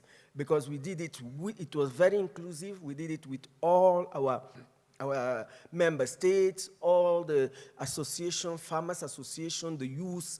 It's very inclusive because we also put the marginal people, the women, everybody is really on board. And I think this is a very good framework for you when you are trying to also craft your own national investment program or national development program. In your respective countries, in agriculture, you've got already a tool, a baseline for you to guide yourself, guide your country, and then you will we will end, this thing of the world without hunger. We will achieve the world without hunger on the continent. So nearly 8 years, like I was saying, my mission has been to drive the transformation of agriculture to agri-food system and address some of the most pressing challenges facing our continent. Much has been said about hunger and malnutrition. It is well known and documented that Africa is rich in resources, and hunger is not simply the result of scarcity. It is also a consequence of systems that can and must be changed. As a global community, we have both the ability and responsibility to transform our agriculture into sustainable and resilient agri-food system. Our 10-year action plan, we concentrated more on this approach of a sustainable, resilient agri-food system, a 10-year action plan. 10-year action plan. It is reflected, agri-food system, ensuring everyone has access to affordable, nutritious, and diverse diets. The path of ending hunger requires sustained political commitment, it was already said, bold action, and the courage to challenge the status quo. In recent years, the African Union has demonstrated strong commitment to this cause. This is reflected in our new post-Malabo CADEP agenda for the comprehensive Africa Agriculture Development Program set to be adopted by head of state and government in January 2025 in Kampala, Uganda. Please allow me to specifically highlight a few of 6 strategic objectives of this agenda. I think the Vice President of the African Union has already mentioned. In the interest of time, I will just brief you the most new one that we added because we kept the Malabo spirit. So these are 6 strategic objectives of this agenda, which aims to build resilient agri-food system that can withstand shocks, including those from climate change, conflict, and economic disruption. Our agenda aims to provide diet diversity, food safety standards, and access to nutritious foods, while reducing foodborne illness or foodborne diseases and promoting indigenous crops. It addresses inequality by improving access to resource for women, youth, and marginalized groups, supporting inclusive social protection, and ensuring fair workplace practices. Furthermore, our Pan-African agenda advocates for robust governance, policy, coherence, and evidence-based decision-making to align agri-food goals with broader development objectives. As you know that even the SDG is going to expire on 2030. We have only roughly 5 years to go. So we can align, we can align, and this one, our own continental Pan-African agenda, can serve also as one of the guideline for the future SDG. I don't know how the UN will call it, our global agenda. And a lot of contribution can be taken from these, our products that we have, the 10 years action plan, which will be the Kampala Declaration. It focuses on sustainable increase in food production by strengthening input system, promoting sustainable agricultural practice, and building infrastructure to connect farmers to the market. It also encourages investment in agro-industrialization, especially targeting small and medium enterprises, women, and the youth to drive inclusive growth. We must invest in sustainable agriculture to enable farmers to produce more with fewer resources. For Africa, investing in infrastructure is not only essential. It was so said by our principals, the head of state. It is not just, sorry, it is not only essential, but also imperative. We need roads, we need storage facilities, and transport network to get food from where it is grown to where it is needed. The continent must actively invest in addressing the root cause of hunger, including poverty, conflict, and climate change, which are driving millions into food insecurity. To this end, we have developed the 10 years action plan for agricultural transformation, reshaping priority across the continent. Ending hunger requires partnership between government, civil society, the private sector, and most importantly, the people living with hunger. We have to act with urgency and compassion, together, creating opportunity to leave a legacy. Yes, building a world without hunger and malnutrition is still possible because we have 5 years to go. We can end hunger even in 1 year by 2030. This is a tangible goal that is within our grasp. Our African agenda is clear, and each of us in this room has the role to play in that 10 years because it's really a good guideline that we can, if we apply, I think we can reduce this issue of hunger and malnutrition on the continent. Our nations, our organizations, our institutions, we all have a responsibility to take bold action and to remain unwavering in our commitment to this cause. Let us, with the urgency, conviction, and passion, compassion, please, that this is the moment now. We should go for action, action, and action. I thank you for your kind attention. Muito obrigada pela vossa atenção. Muitas gracias. Merci beaucoup. Shukran. Asante sana. Amseknalo. Thank you. Thank you so much, Ms. Josepha. Indeed, it is a priority and it is achievable. Thank you for your remarks. I'd like to remind all our speakers, let's try and limit. We have about 3 minutes for each speaker. We have about 30 other speakers who will be speaking in this session, and we are already running behind schedule. So we request that you all kindly keep time. Up next, I would like to invite His Excellency Mr. Anxious Jongwe Masuka. He is the Minister of Lands, Agriculture, Fisheries, Water, and Rural Resettlement, the Republic of Zimbabwe. Let's welcome him to the stage with a warm round of applause. Thank you, Director of Ceremonies, the Prime Minister of Ethiopia, His Excellency Dr. Ahmed, Excellencies, Heads of State and Government, all protocols observed.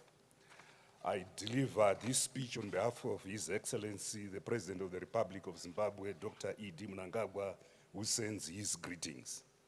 I'm pleased to join you at this important high-level World Without Hunger Conference organized by the Government of Ethiopia, United Nations Industrial Development Organization, African Union Commission, and with the technical assistance of the FAO.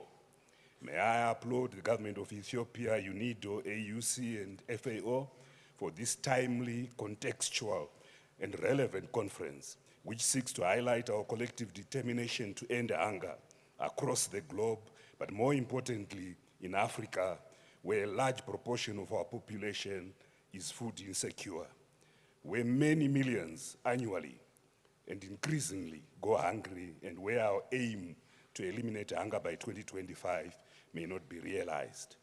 Distinguished guests, ladies and gentlemen, against a backdrop of the quadrivariate challenges of climate change, conflicts, macroeconomic turmoil, pandemics, Africa must craft bold and robust policies and implement radical and transformative strategies to end hunger and improve livelihoods of our predominantly rural population, with a sharper focus and more urgent attention on women, youths, and the marginalized.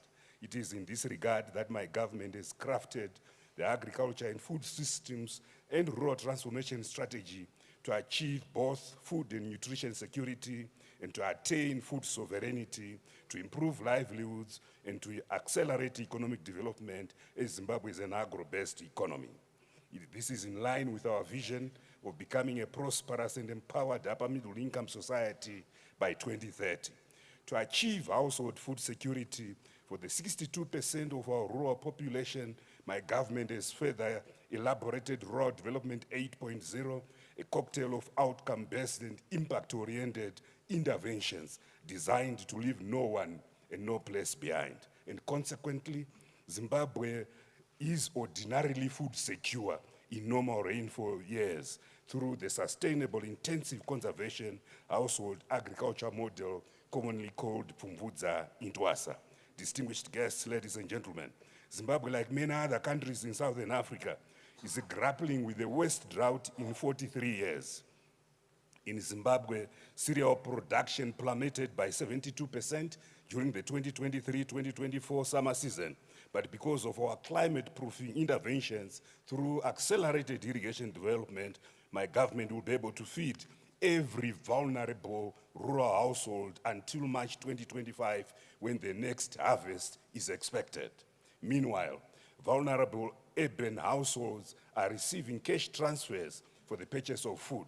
Additionally, all learners at basic education level are receiving food for a meal every day during school days until the end of school term in April 2025. Furthermore, to build resilience of communities, my government has mobilized sufficient inputs, being fertilizer, seed, and chemicals, for all rural households ahead of the main rainfall season, which has begun this November. This will enable communities to bounce back and build forward better. Distinguished guests, ladies and gentlemen, my government, through a transformed extension paradigm, is capacitating communities to view agriculture as a business at every scale, from household to large-scale agriculture. It is in this context that in all our rural areas, resilience building of households and communities is now shifted to the accelerated establishment of village business units across all the 35,000 villages. These are viable, profitable, and sustainable agriculture enterprises whose positive impact will spawn rural aggregation, value addition and beneficiation, and spur rural industrialization.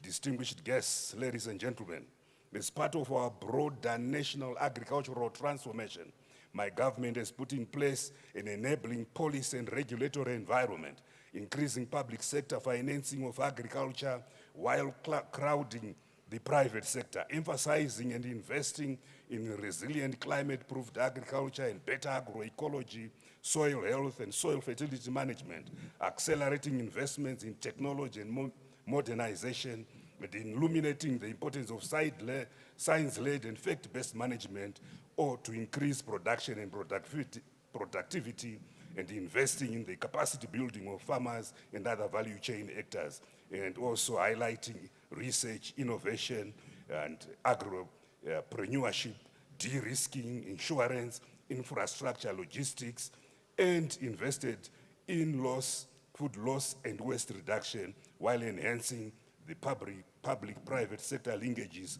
for joint planning and implementation. Indeed, the Republic of Zimbabwe is really putting in a lot. Your Excellency, you have about 30 seconds left. Distinguished guests, ladies and gentlemen, these interventions have begun to bear fruit. For example, as evidenced by our record wheat production this winter, estimated at 1.5 times our annual production. In conclusion, may I highlight that we must harness our positive, collective, and continent-wide political will to cause the desired change that should of necessity undergo sustained agricultural transformation. I'm convinced that this transformation and ending hunger is indeed possible. I thank you. Thank you so much. It is indeed possible. Thank you so much, Your Excellency, for your remarks. Once again, I'd like to remind all our next speakers, let us try and limit our remarks to 3 minutes. Allow me, I will inform you when you have about 30 seconds left before time is up. We want to maximize and get to hear thoughts from as many of you as possible. Up next, I would like to invite His Excellency, Mr. Salem Abdullah Issa Salem Al-Sokatri, Minister of Agriculture, Irrigation and Fish Wealth, Republic of Yemen. Let's welcome him to the stage.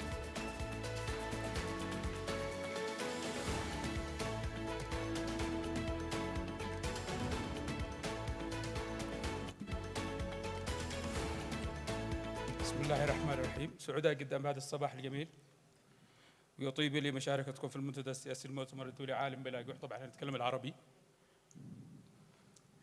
وأتقدم بجزيل الشكر والتقدير لكل من ساهم في التحضير والإعداد لانعقاد هذه المؤتمر الذي يكتسب أهمية بالغة كونه ينعقد في ظروف أكثر تعقيدا مما قد مضى، حيث توسعت دائرة الصراع في مناطق مختلفة في العالم وتعددت أشكال تأثيرات التغييرات المناخية والظواهر الجوية والكوارث الطبيعية، ناهيك عن ضعف السياسات العامة وعدم الاستقرار السياسي والاقتصادي نتج عنها تزايد حالات انعدام الأمن الغذائي في مناطق مختلفة من العالم. وللأسف خلال السنوات الأخيرة شهدت مناطق كثيرة في العالم تراجع سلبي في مستويات انعدام الأمن الغذائي،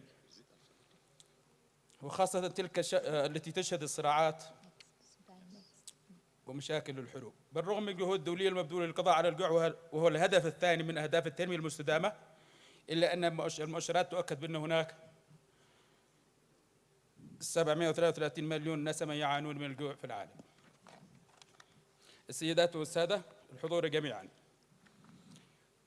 لا شك أنكم تدركون ما يعانيه بلدنا منذ أكثر من 10 سنوات، وتزداد حالات انعزام النزوح الداخلي بأكثر من 4 مليون فاصل 2 نازح جراح جملة من الصدمات المتتالية، أبرزها الحرب التي افتعلتها ميليشيا الحوثية ومواجهة الإرهاب وآثار التغييرات المناخية من أعاصير وفيضانات، كذلك الأزمات العالمية الأخرى كحرب الروسية الأوكرانية وكوفيد 19، وأخيراً احتدام المواجهات والصراع في الشرق الأوسط في فلسطين ولبنان مع إسرائيل، وإقدام الميليشيا الحوثية برضو على عسكرة البحر الأحمر التي ألقت بظلالها على الإمدادات الغذائية خاصة السلع الغذائية الأساسية وارتفاع أسعارها.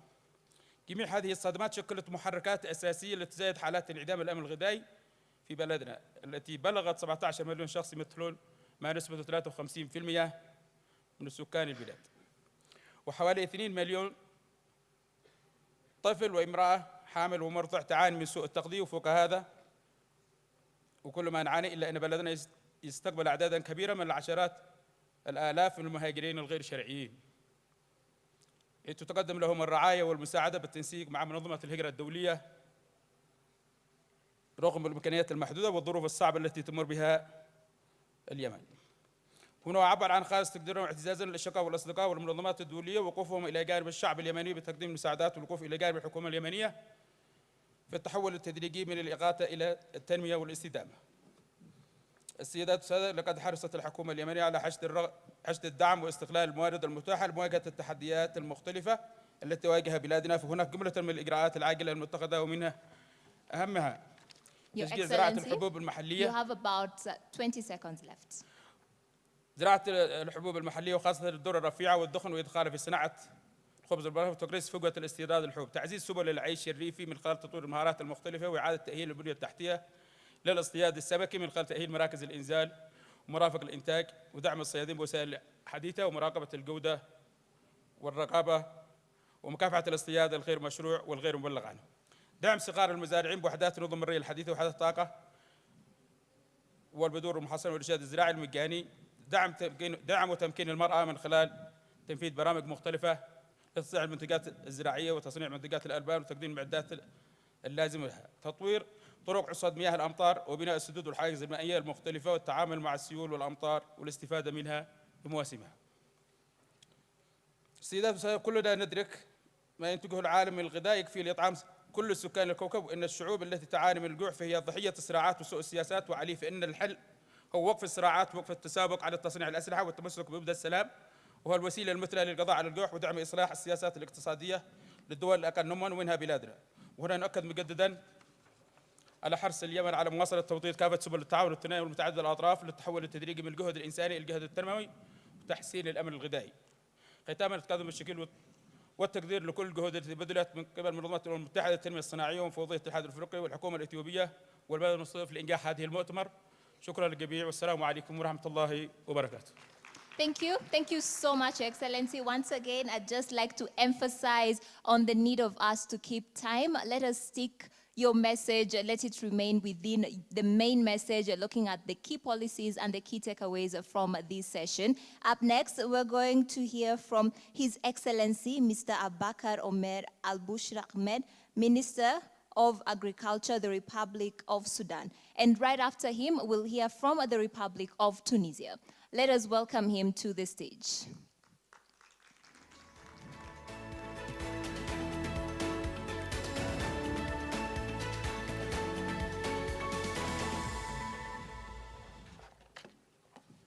Assalamu alaikum.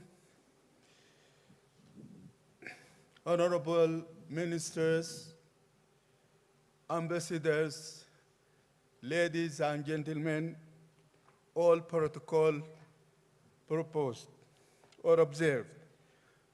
First, on behalf of my government and the people of Sudan, I would like to exert my sincere thanks and appreciation to the government and the people of Ethiopia, UNDP, FAO, and the African Union Commission for the great effort they exert in organizing this conference. Ladies and gentlemen, we think that this conference is an advanced step towards the right way of solving the problem of food security and fighting hunger. Ladies and gentlemen, the lesson we gain from this conference that it is possible to fight hunger if we affect collectively, including that small stakeholders, governments, regional and international organizations, international financial institutes, universities, research centers, the private sector, and civil society organizations. This is to provide innovative solutions to achieve inclusive, sustainable industrial development to end hunger and secure food. The other lesson is that the goal of eliminating hunger is so difficult if if not impossible to achieve without the support of relevant United Nations agencies relating to agriculture and food security, especially Unido, FAO, WFP, and other organizations, the International Fund of Agricultural Development, and others.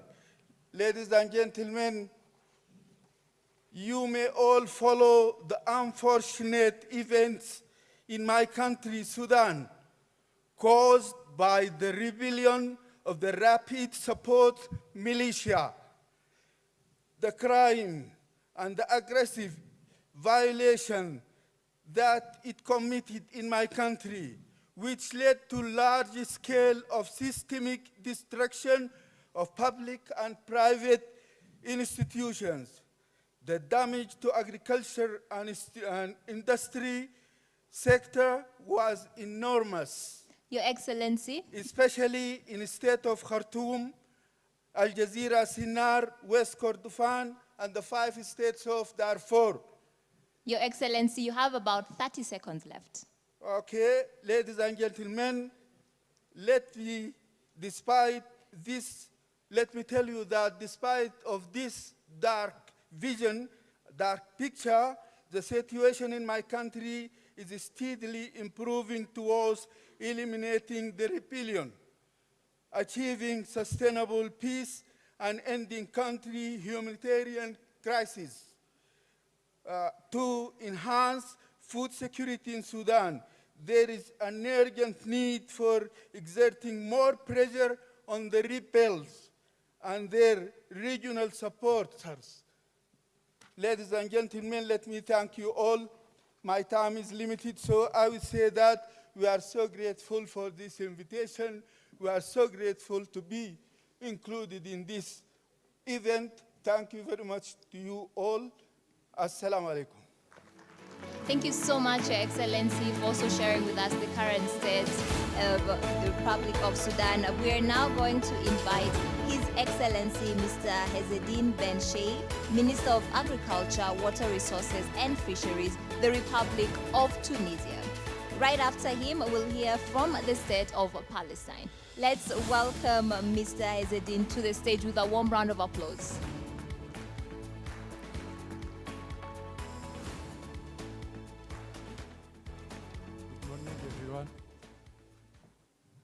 Excellency, honorable guests, ladies and gentlemen.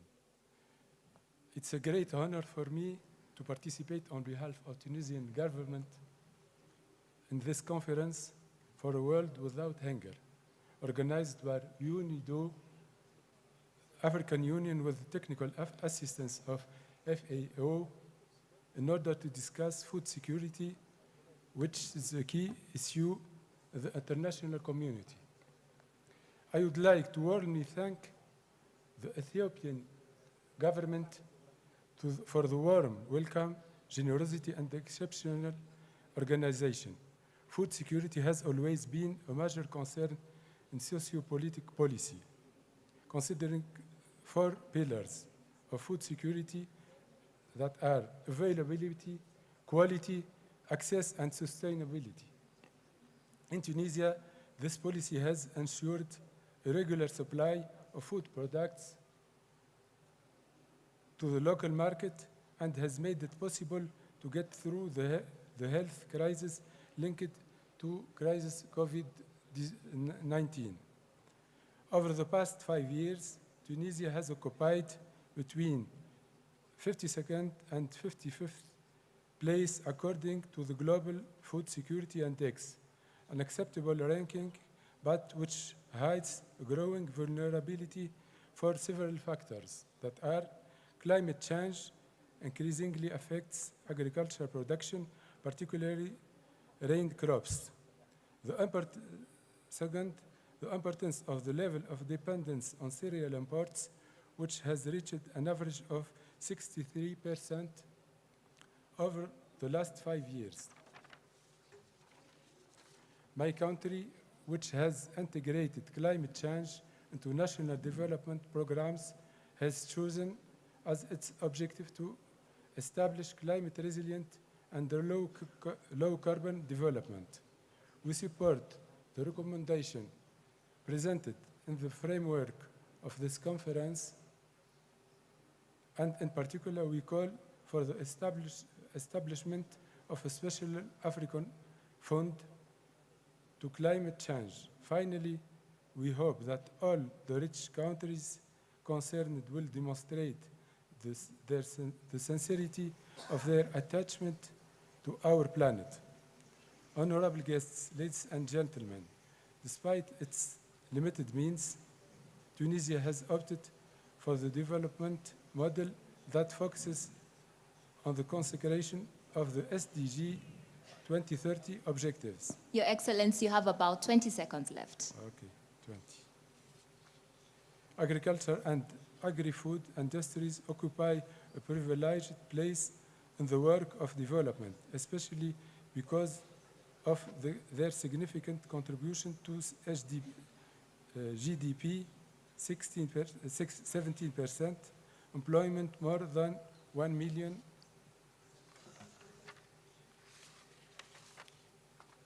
Honorable guests, FAO reports on crop prospects and food situation predict worrying food insecurity and an increase of the number of countries that will need external food aid. This situation leads us all to work, both nationally and internationally, to reconsider agriculture as a sector of choice in our development policies in order to get through this crisis with minimal damage and improve the state of food security in the medium and long term. Your Excellency, thank you. If you could deliver for us your closing remarks. Yes, thank you. We must act quickly and in a coordinated manner to protect the food security in our continent. Finally, the scale of the crisis that threatens millions of people from vulnerable classes, but also from the middle classes, also requires efforts from the international community to put the issue of food security in its priorities, in particular providing support for the most affected countries. Finally, I would like to thank the organizers for this opportunity, and I thank for you for your attention, and thank you. Thank you so much. Thank you, Your Excellency. Up next, I would like to invite His Excellency Mr. Rezik Bashir Salimia, Minister of Agriculture, State of Palestine. Right after him, we'll hear from the Democratic Republic of the Congo. Let's welcome him with a warm round of applause. Once again, we have 3 minutes. I will remind you when you'll have about 30 seconds left. I guarantee you I'll stick with the time. Thank you, Excellencies, ladies and gentlemen, good morning to you all. It's a privilege to share with you today thoughts on an important issue, a world without hunger. The present day reality is hunger is not a matter of shortage and deficiency in the resources. It is indeed a matter of fairness, justice, and peace. A peace that ensures access to food for all, no matter their circumstances. Ladies and gentlemen, hunger is more of an ethical and humanitarian challenge in addition to the scientific one. We all recognize that climate change, losses from pre-harvest practices and post-harvest process, blockade, and food waste are among the causes of global food insecurity.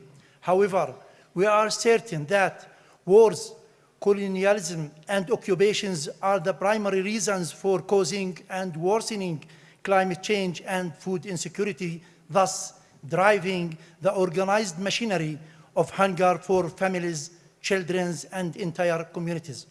Let us unite governments, international organizations, and individuals, and work together for a world without hunger, where every human being on this planet has access to the food they need to live with dignity and hope. Thank you, and best wishes for you all. Thank you. Thank you so much, Your Excellency. I'd like now to invite His Excellency Mr. Regua Mutshai, State Minister of Agriculture and Food Security, Democratic Republic of the Congo. Right after him, we'll hear from Sierra Leone. Let's welcome him to the stage with a warm round of applause. You're welcome, sir. Once again, Your Excellency, you have about 3 minutes. I'll remind you with 30 seconds left. Okay, thank you. Mesdames et messieurs. Ladies and gentlemen, distinguished guests, all protocols observed. Excellency, Prime Minister of the Democratic Republic of Ethiopia, it is a real pleasure for me to take the stage during this conference. The World Without Hunger Conference held in Addis Ababa under the auspices of Unido, as well as the African Union and the Federal Republic of Ethiopia. In a nutshell, what I can say is that we have the will to change things in agriculture. His Excellency, the President of our country, Félix Antoine Tshisekedi, has a vision in the use of agriculture to make sure that we can develop our agriculture. In the past, our agriculture used to be very competitive and was able to nourish its population as well as exports. Through our will, our current will, we believe that we can continue on this path and realize our objectives for 2030. We also wish for political will, as it is possible to live in a world without hunger, especially if there is no war. War diminishes our actions and our will, especially the actions that we're implementing. War also creates this artificial hunger. When we lack peace in the region, we diminish our will and the actions that we want to realize. And we want to make sure that agriculture becomes more prosperous. We have a flagship program to modernize our agriculture, to make sure that our population in the coming days can attain these objectives. Je pense que nous vous remercions. We would like to thank you for your attention. Thank you. Thank you so much, Your Excellency, for your remarks. Up next, I would like to call His Excellency Mr. Alpha Ibrahim Cissé, Minister of Trade and Industry, the Republic of Sierra Leone. Right after him, we'll hear from the Republic of Rwanda.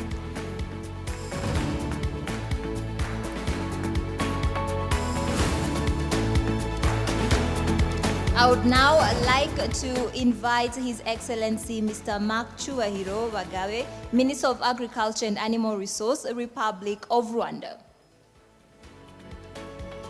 And right after the Republic of Rwanda, we'll hear from Tanzania.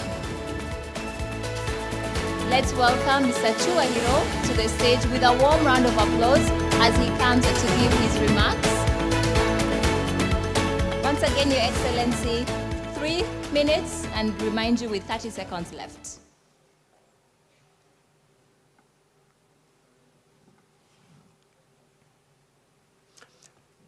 Good morning.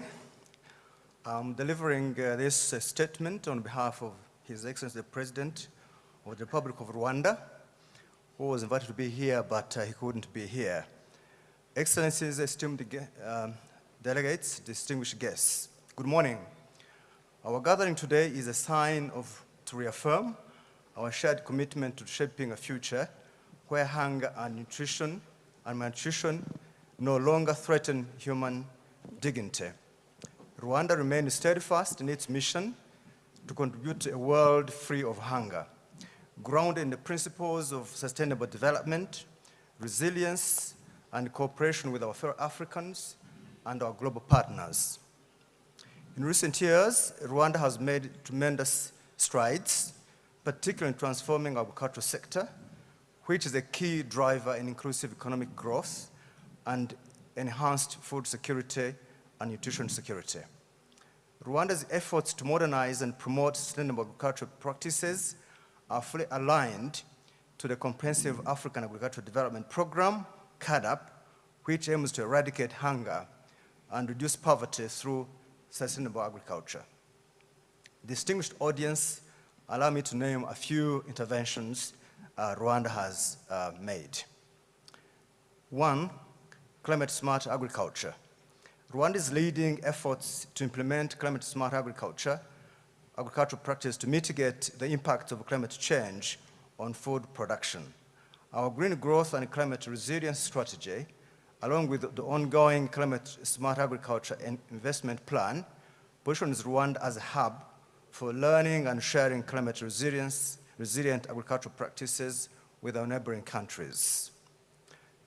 Two, strategic investment in agriculture. Rwanda has increased its investment in agriculture to nearly 10% of the annual national budget, in line with the Maputo Declaration target.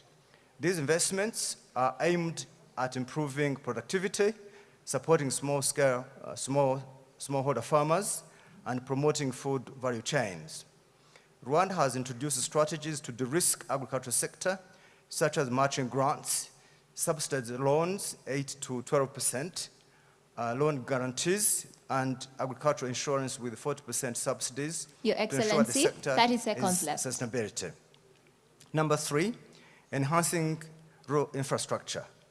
Rwanda has invested significantly in irrigation, covering over 71,000 hectares, benefiting thousands of farmers. Additional investment in feeder roads are improving farmers' access to markets. Malnutrition. Rwanda has established national programs such as early child development and homegrown feeding programs, which have significantly reduced malnutrition and improved child nutrition.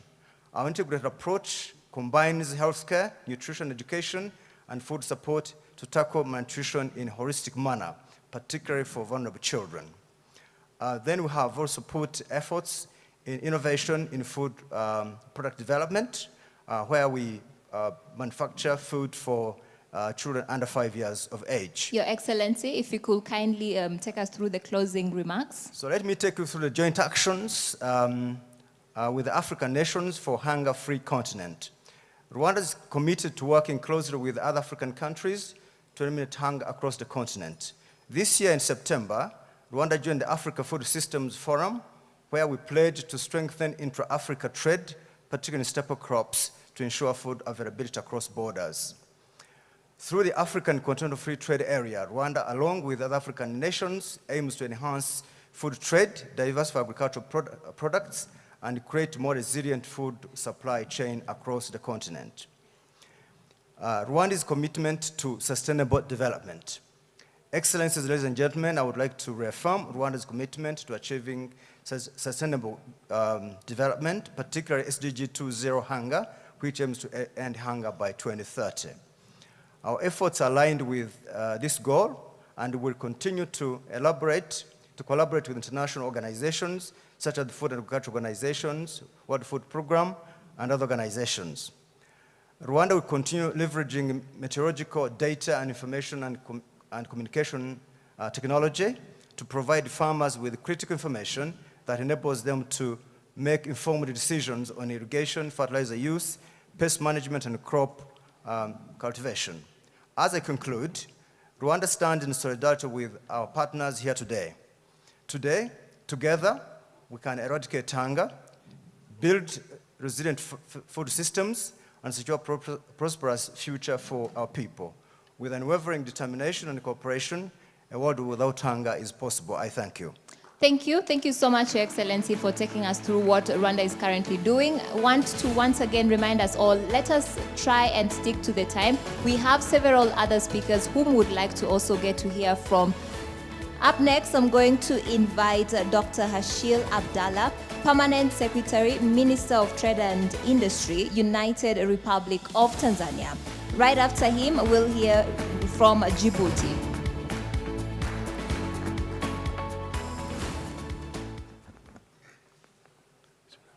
Your Excellencies, Ministers, distinguished guests, ladies and gentlemen, good morning.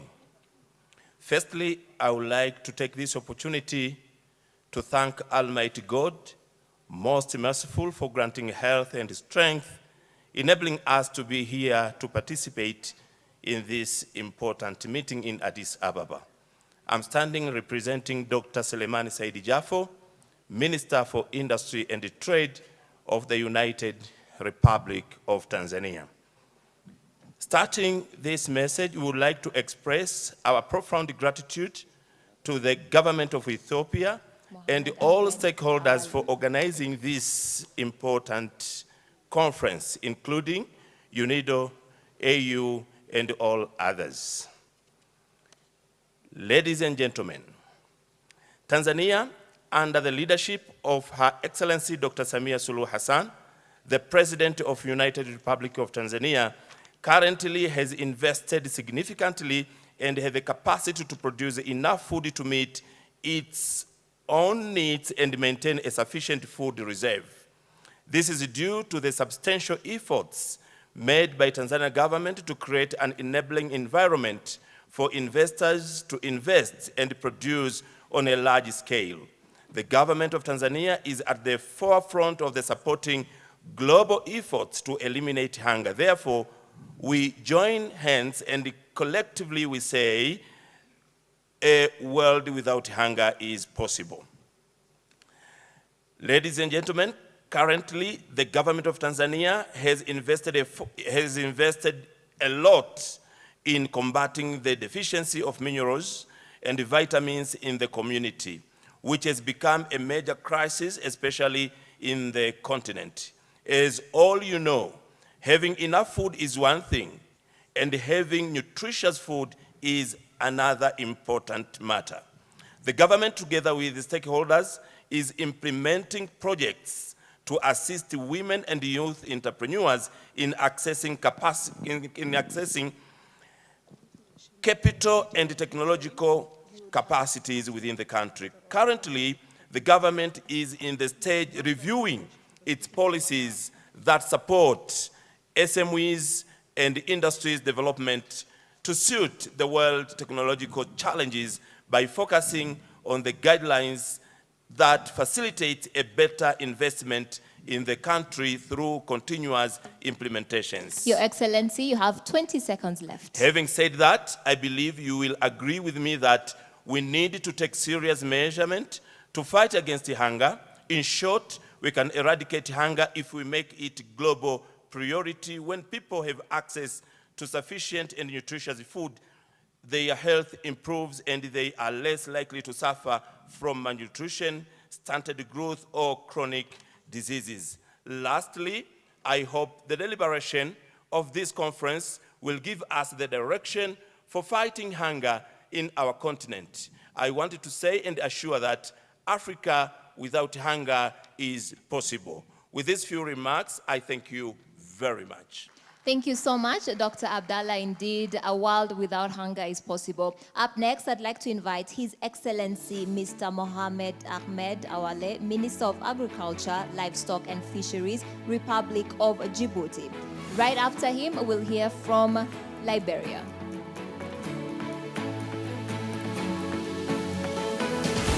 Your Excellency.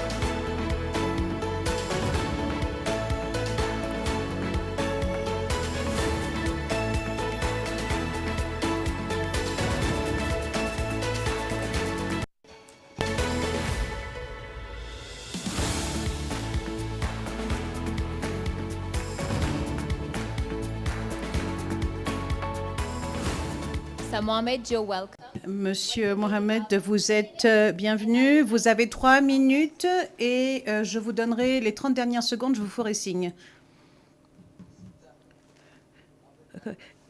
It is with great pleasure that I take the floor in front of this assembly here to talk about a topic in the 21st century that should belong to the past, and that is hunger. And therefore, allow me to share with you a major conviction, which is that a world without hunger is possible. First and foremost, I would like to send the greetings from His Excellency Ismail Omar Guelleh from Djibouti. It's a greeting to all the participants, and he is thanking Unido, the Commission of the African Union, and the Government of Ethiopia for the organization of this conference with the help of technical assistance of FAO. Excellence, ladies and gentlemen, so today we are facing a major challenge, which is hunger. And I wanted to say that as far as Djibouti is concerned, I listened to the previous participants ahead of me. My country is very small with a very dry context with only 150 millimeters of rain. We don't have much agriculture like Guinea that was saying. So in reference to West Africa, Senegal River and Niger River, they come from Futa Jalo. As far as Ethiopia is concerned, the highlands in Ethiopia have sources of about 13 water sources, and then you have the Awash River, which is underneath. It doesn't go all the way to Djibouti, but we're trying to grab some of the underground rivers. And then our president, Ismail Omar Guelleh, who has a vision, says that we should focus on the products that we have privileges for. So it's, for instance, the date trees that we're going to plant in the Halle region. And with digitalization, we're going to have hydro agriculture with irrigation drop by drop, and we're going to have crops that are easily sent to markets with about 200 tons of crops, and reduce our food dependency. As far as the date trees, palm trees are concerned, multiple researches have been done as far as Djibouti is concerned, and we are now producing vitro plants that come from labs with palm date trees that has some of the best variety of dates, the Mejul dates. And so we can produce on the Halle Plains on a surface of about 1,000 hectares. And the necessary amount for Djibouti has been reached, and we're going to export the rest. And that is why I'm saying we have the material resources, the vegetarian resources, but one thing is lacking. Nothing can be done in terms of agricultural development if the human capital is still nomadic. Excellence, people need to be trained, and by doing so, we will be able to solve this problem. And I thank you for your attention. We're now going to get a video message from His Excellency Mr. Vitaly Koval, Minister of Agrarian Policy and Food, Ukraine. Let us all turn our attention to the screen. Dear participants of the World Without Hunger Conference, today, as the Minister of Agrarian Policy and Food of Ukraine, I am addressing you as partners. After all, I believe that the prospects for Ukraine cooperation with African countries in the field of agriculture are great. Ukraine, despite the war, continues to ensure the world's food security and supplies products for 400 million people in the world and to more than 100 countries. African countries are no exception. We continue to provide humanitarian aid to countries in Africa suffering from hunger. Thanks to the humanitarian initiative of the President of Ukraine, Volodymyr Zelensky, Grain from Ukraine, our country has proven its status as a reliable guarantor of food security. In continuation of our efforts, on November 23 in Kyiv, we are organizing the Sedge International Summit Food Security 2024. At this event, together with international partners, we plan to draw the attention of the world community to the importance of joining forces to overcome hunger on the African continent. We understand that a direct partnership between Ukraine and African countries in the fields of agriculture developments and food trade is an effective way to solve problems with food shortages. Let's look for new ways to expand cooperation in the agricultural sector, in particular on how increase trade between our countries.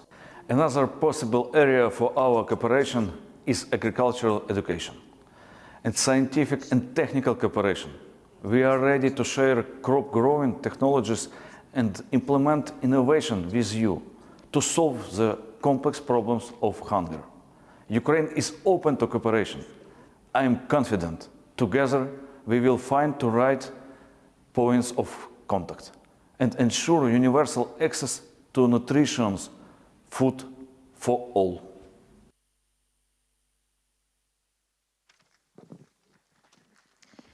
A warm round of applause. That was a video message from the Minister of Agrarian Policy and Food, Ukraine. We are now going to invite Her Excellency, Ms. Scholastica Tane, the Acting Minister, Ministry of Commerce and Industry from the Republic of Liberia to the stage to deliver the remarks. Right after, we'll get to hear remarks from Austria. Let us give her a warm round of applause as she takes the podium.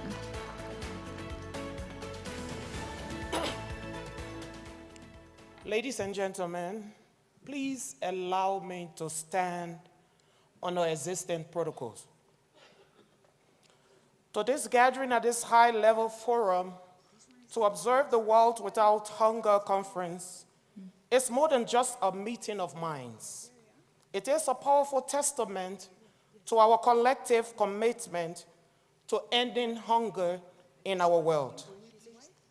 This forum represents a clear acknowledgement that hunger remains one of our greatest shared challenges and that only through our united efforts can we achieve a world free from hunger.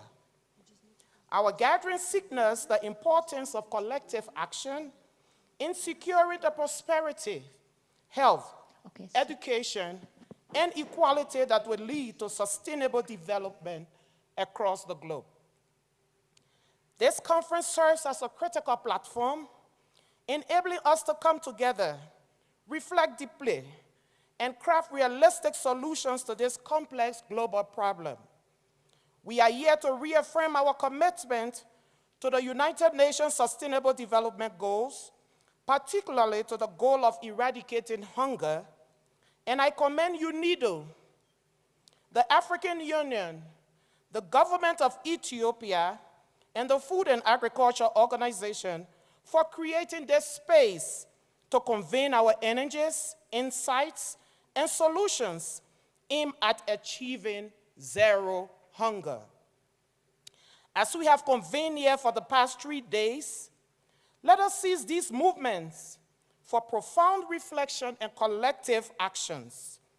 Our resolve to end hunger must go beyond words and take root in concrete, measurable steps that reflect our shared vision for a sustainable and equitable future. The implications of unchecked hunger are stark and wide-reaching, impacting global peace, security, and stability. Therefore, our commitment to eradicating hunger is not only a moral imperative, but also an absolute necessity if we are to ensure a better, more secure world for future generations.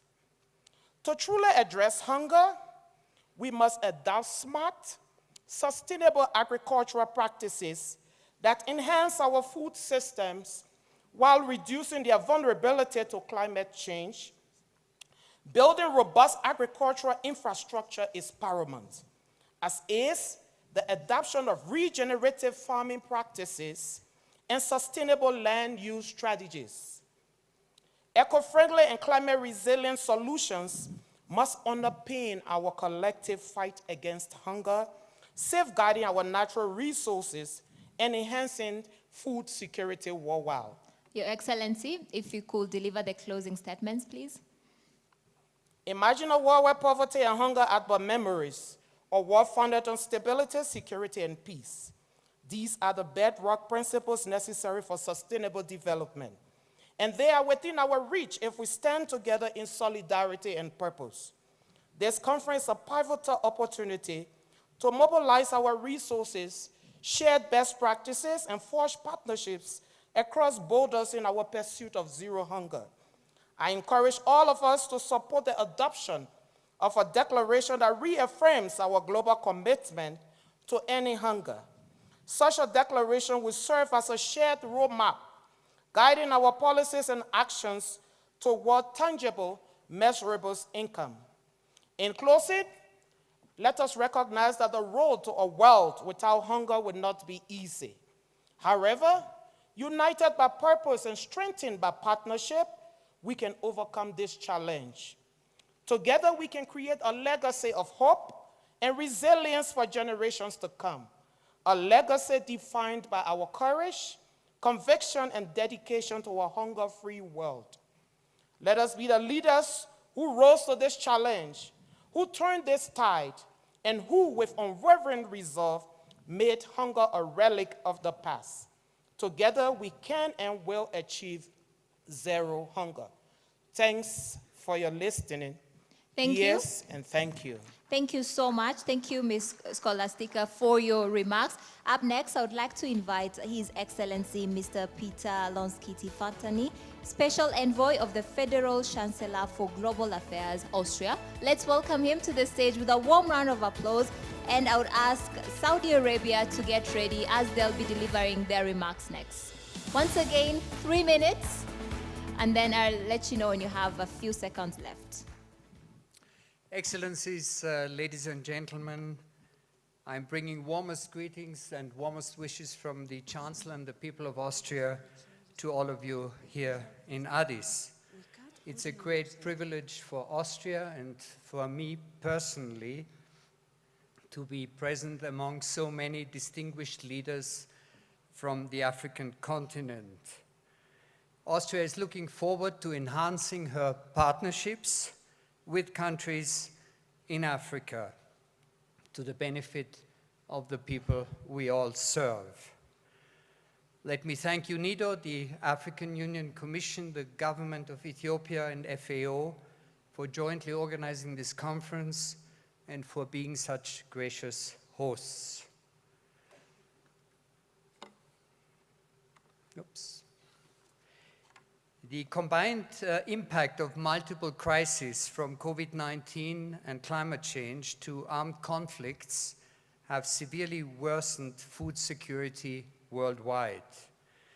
Achieving zero hunger, therefore, requires intensified efforts to build food systems that are sustainable, resilient, and equitable. In this regard, Africa has enormous potential. In addition to its rich natural resources, it's a continent with a young, growing population that is pioneering impressive innovations. Austria is committed to combating, together with all of you, food insecurity, both short-term and long-term, and in recent years we have further expanded our involvement. Let me just illustrate this with two examples. First, Austria has established a strategic partnership with the World Food Programme for urgent food assistance and innovative solutions aimed at strengthening local food systems. In 2024 alone, Austria has allocated 34 million for food assistance via WFP and FAO, targeting regions particularly affected by conflicts, high food prices, and climate events, including in sub-Saharan Africa and Northern Africa. The Kofi Annan Award for Innovation in Africa is another example for Austria's commitment. This award aims to scale up promising digital solutions across the African continent. Your Excellency, you have about 30 seconds. This year, the award focused on SDG 2. One of the 3 winning teams was the Ethiopian startup Chip Social, which developed a farm-to-fork model and tech-based group buying solution that addresses inefficiencies in food supply chains. We very much appreciate the good cooperation we have with Unido, and we actively support the commitment of its Director General, Müller, and his team to promote sustainable energy and climate action to end hunger and to foster sustainable supply chains.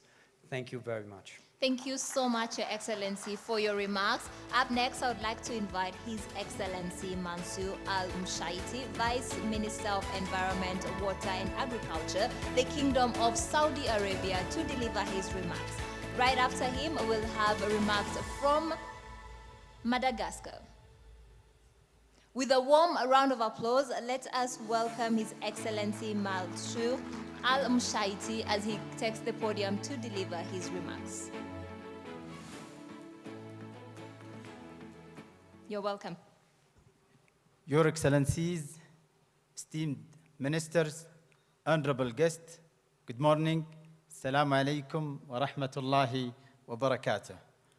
I'm honored to represent Kingdom of Saudi Arabia at this conference and express my sincere gratitude to the Government of Republic of Ethiopia and co-organizer African Union, United Nations Industrial Development Organization for hosting World Without Hunger Conference, which underscore our collective commitment to eradicate poverty, hunger, and build a world capable of meeting the growing demand for food, a mission that aligns with the core values of the Kingdom of Saudi Arabia. Ladies and gentlemen, despite notable advancement in science, technology, and innovation that help to address global pressing challenges, progress achieved so far in enhancing global food security is still inadequate, which highlights the need to intensify global efforts and shape policies to develop practical and effective solution for all. Ladies and gentlemen, Your Excellencies, agriculture is a pillar of employment, economic growth, and national development, driving various industrial and contributing to prosperity. However, there is a need to strengthen support systems for farms, promote sustainable practice, and provide innovation financing to increase productivity and resilience. Sustainable investment is a crucial pillar in agriculture system locally and globally, and it's part of our Vision 2030 led by His Royal Highness Prime Minister Prince Mohammed bin Salman, which is now become more important than ever for enabling innovation, enhancing productivity, and building resilient in agriculture food system. In this regard, Your Excellency, the you Kingdom have a few seconds left. welcomes agriculture food investment, which incentivizes for investment.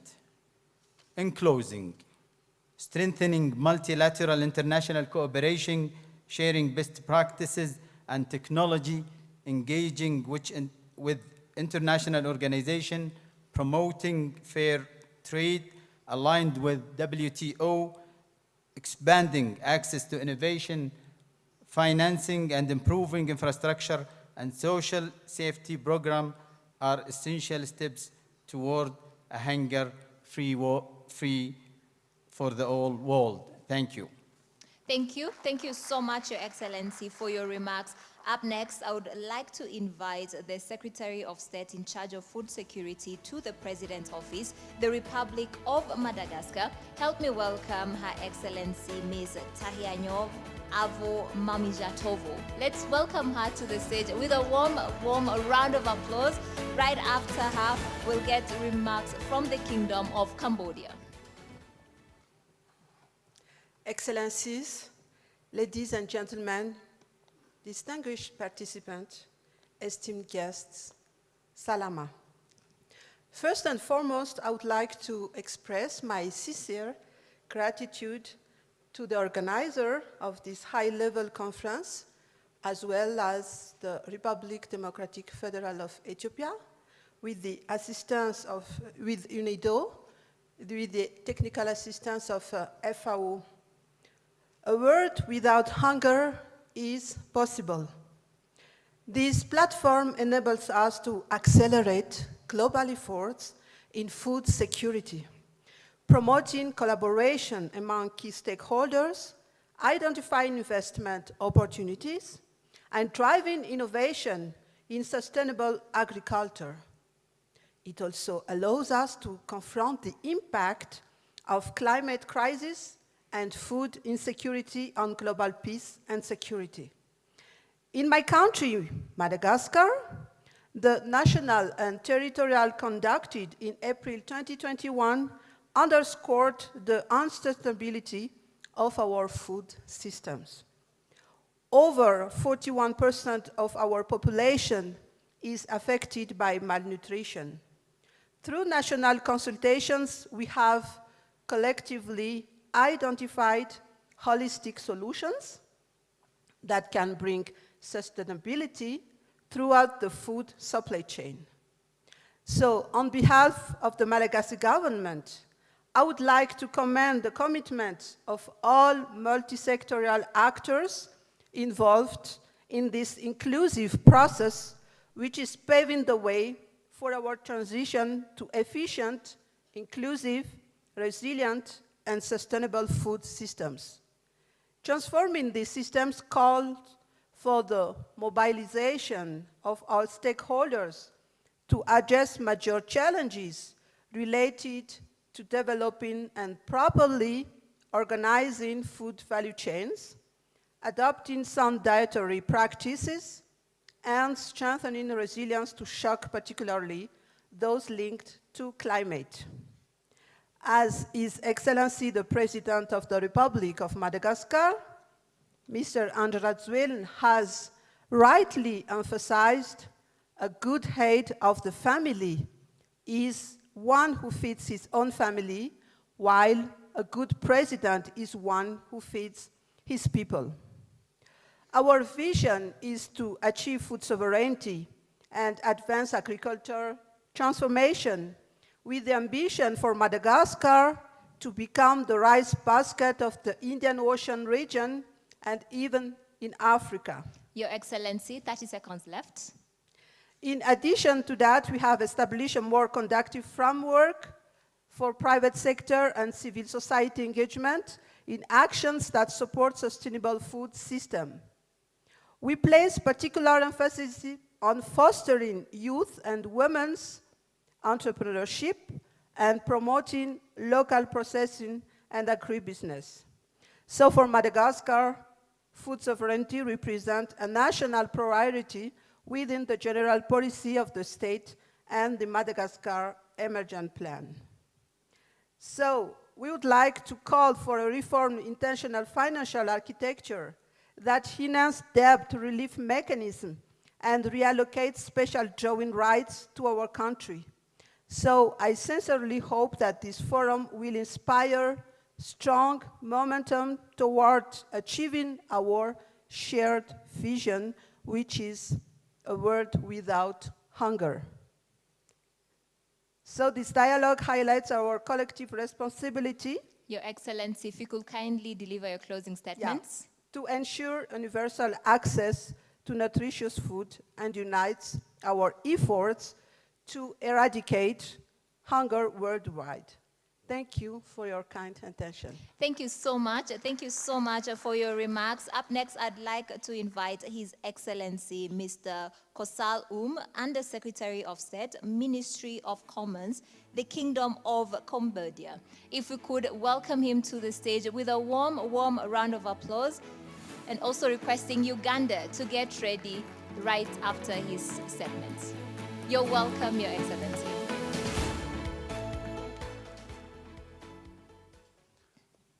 Honorable guests, Excellency, ladies and gentlemen, on behalf of Her Excellency John Nimul, Minister of Commerce, Kingdom of Cambodia, I thank the Government of Ethiopia, Unido, AUCs, and FAO for hosting this important event. It is an honor to share an idea about food security, trade, and investment that are crucial to societal well-being as globalization reshapes our world. As we know, trade policies can impact all dimensions of food security. This leads to a recognition that trade can be an engine for inclusive socio-economic development, an important channel to achieve SDGs, particularly contributing to a better world free of hunger and malnutrition. Cambodia has made a significant strides in food security with child stunting rate decreasingly substantially. However, challenges remain in a world of multiple crises with an impact of economic slowdown, climate change already felt in Cambodia, threatening those gains. The Royal Government of Cambodia has implemented a Pentagonal Strategy Phase 1, emphasizing people's well-being through human capital development, social protection, and a resilient food system. International agricultural trade is vital for food security, allowing nations to import essential foods, export surplus.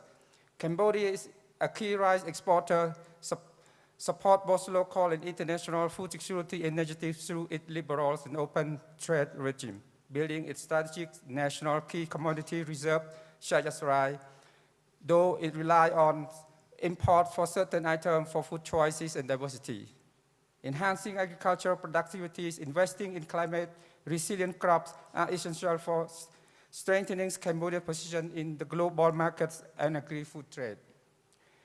While witnessing proliferations of regional trade agreements which aim both for market access and domestic policy regulation reform, we need better approaches to facilitate integration and promote well-functioning agri-food markets and trade.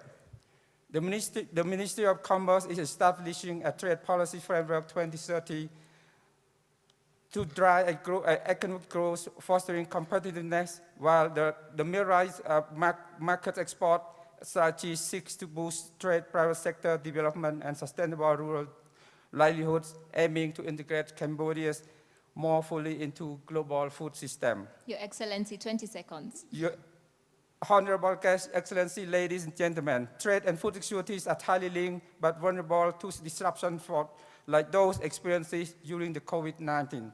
Climate change with extreme weather and shifting patterns poses further threats, underscoring the need for climate-resilient agricultural practices and enhanced cooperation.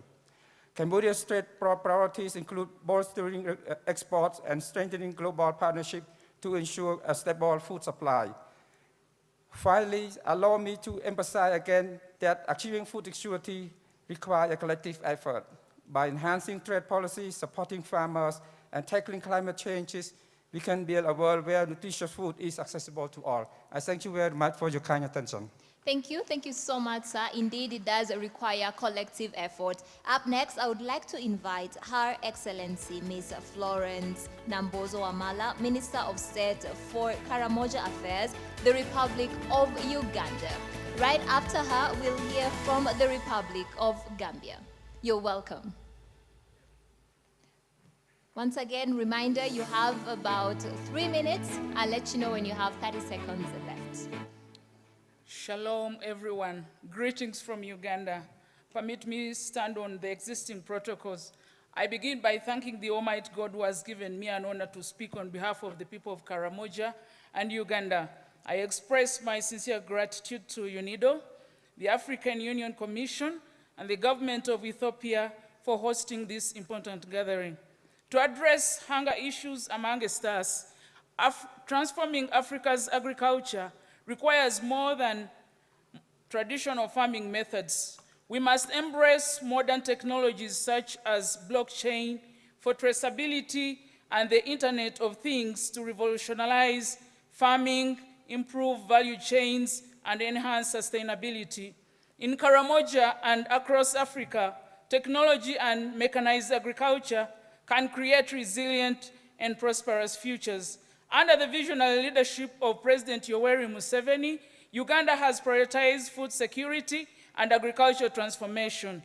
Programs like the 4-acre model and parish development model are designed to support smallholder farmers, build resilient food systems, and empower communities.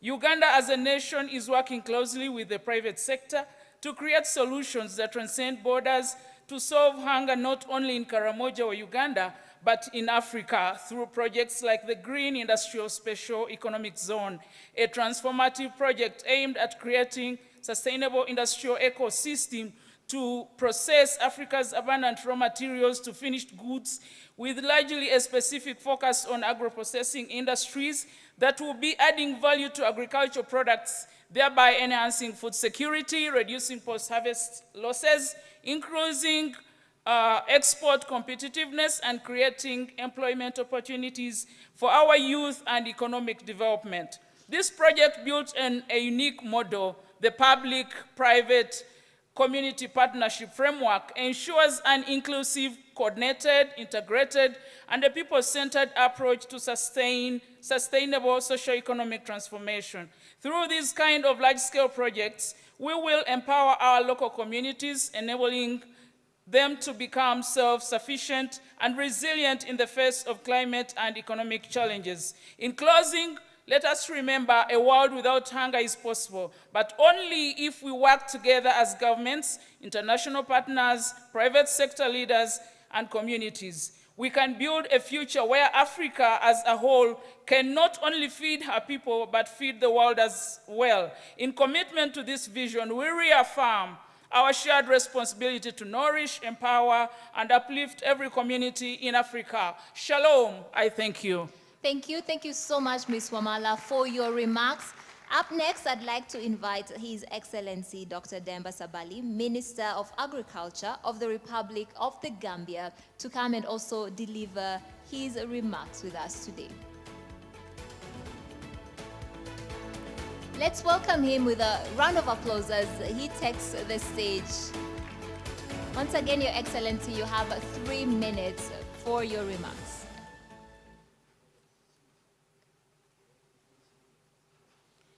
His Excellencies, honorable ministers, ambassadors, distinguished guests, ladies and gentlemen, I bring you warm greetings from the people and the President of the Republic of the Gambia, His Excellency Adama Barrow. I would want to take this opportunity to sincerely thank our host, the government and people of Ethiopia, and the organizers UNIDO, AU Commission, and FAO for this great platform and hospitality. This summit couldn't have come at a better time when the world is experiencing an exponential rise in the number of people going hungry and a population with micronutrient deficiency. A world without hunger is a common endeavor of the Food and Nutrition Security to 2025. In the Gambia, like most sub-Saharan African countries, activity is achieved without mechanization,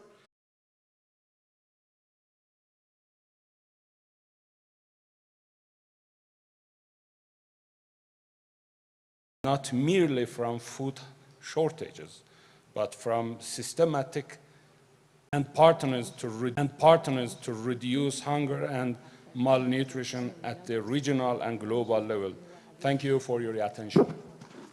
Thank you. Thank you so much, Your Excellency, for your remarks. Up next, I'd like to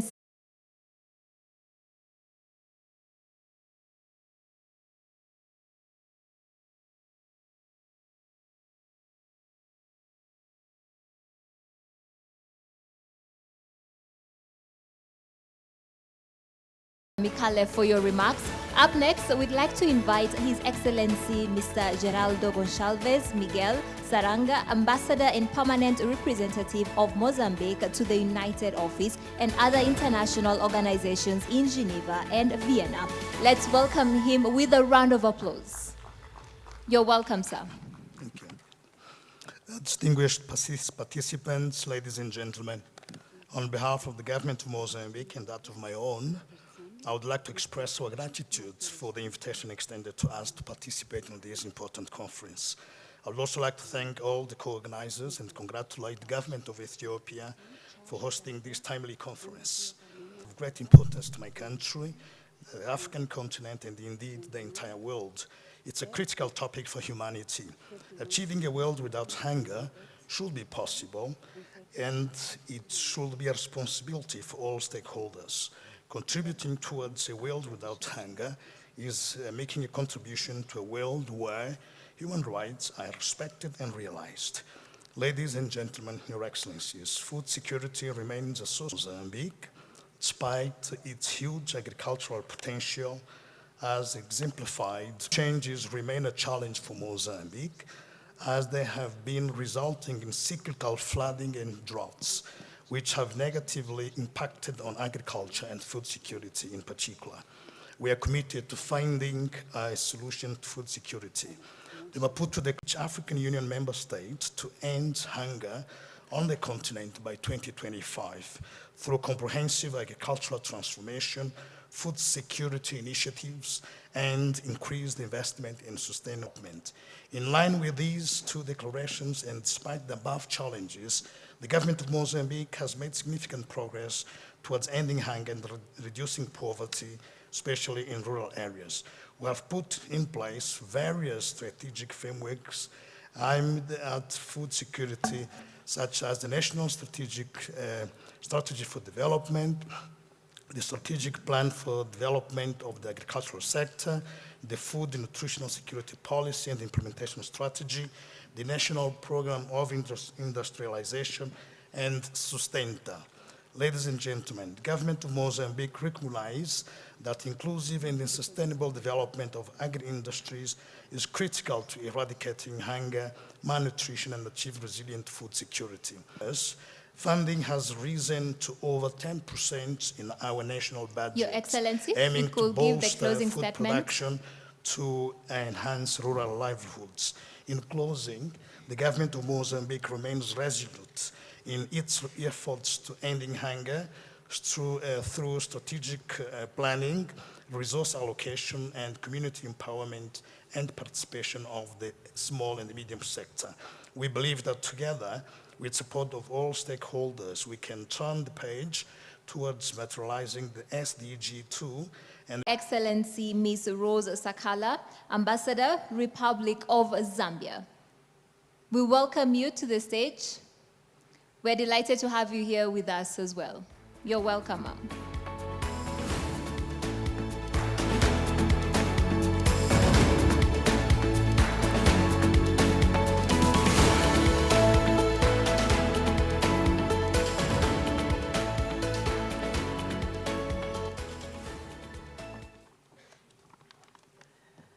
Excellencies, distinguished participants, good afternoon.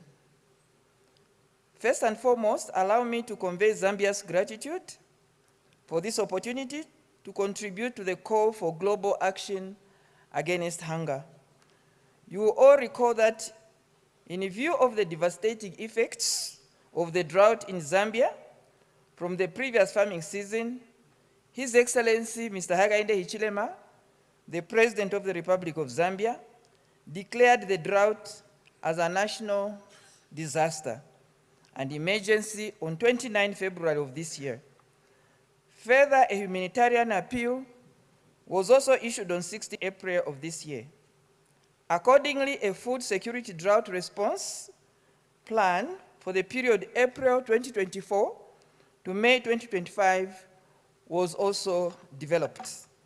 Your Excellencies, distinguished participants, Zambia is undertaking various actions against hunger under the leadership of His Excellency, President Hakainde Hichilema. Firstly, Zambia is strengthening production and access to diverse foods to ensure availability and access to nutritious foods through a number of interventions. Your Excellencies and distinguished participants, the Zambian government is also promoting climate-smart agricultural practices to increase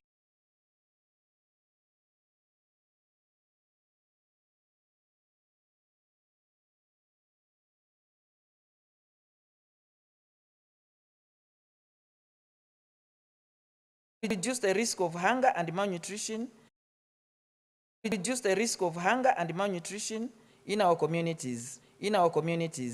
Additionally, there is need for more partners to provide different post-harvest technologies at household level so that farmers can be able to preserve their minimal harvests and prevent hunger. Zambia therefore joins the international community in reinforcing the call for collaboration and acceleration of global action against hunger. I thank you for your attention. Thank you. Thank you so much for your remarks. Up next, we'd like to invite His Excellency Vashik Martirosyan, Charge d'Affaires, Embassy of Armenia, here in the Federal Democratic Republic of Ethiopia. You are welcome. Excellencies, ladies and gentlemen, at the outset, we would like to express our appreciation to the co-organizers of the conference, namely the United Nations Industrial.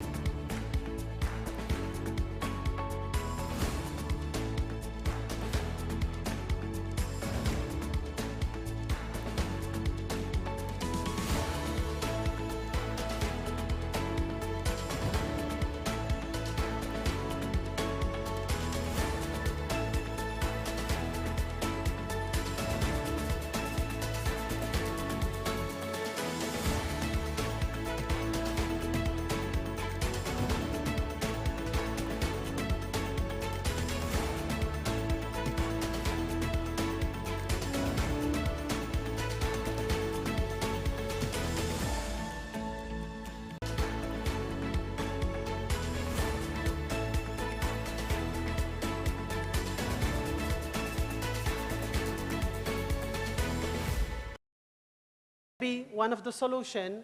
Nuclear technology can through ionization, shelf life of food can be longer and food safety can be assured. So this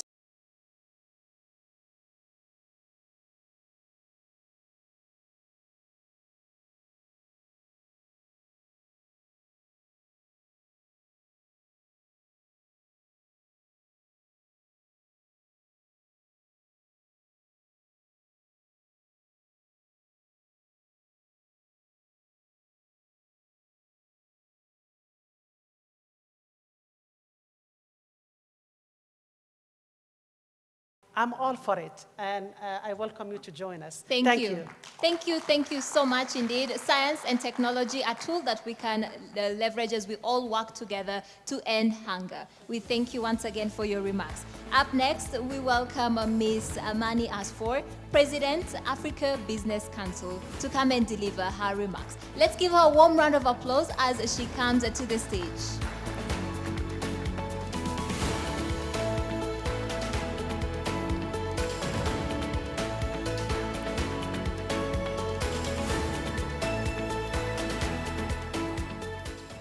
Your Excellencies, brothers and sisters of the world, of the continent, I'm so happy here to be the voice of the African private. Because all the governments and the institutions have been talking about the private sector. So I am here representing the big companies, the SMEs, the women, the youth, the small-scale farmers. How we have agro-industrialization, how we have our food being value-added, So right now we have 65% of the arable land, but we are importing food with 100 billion.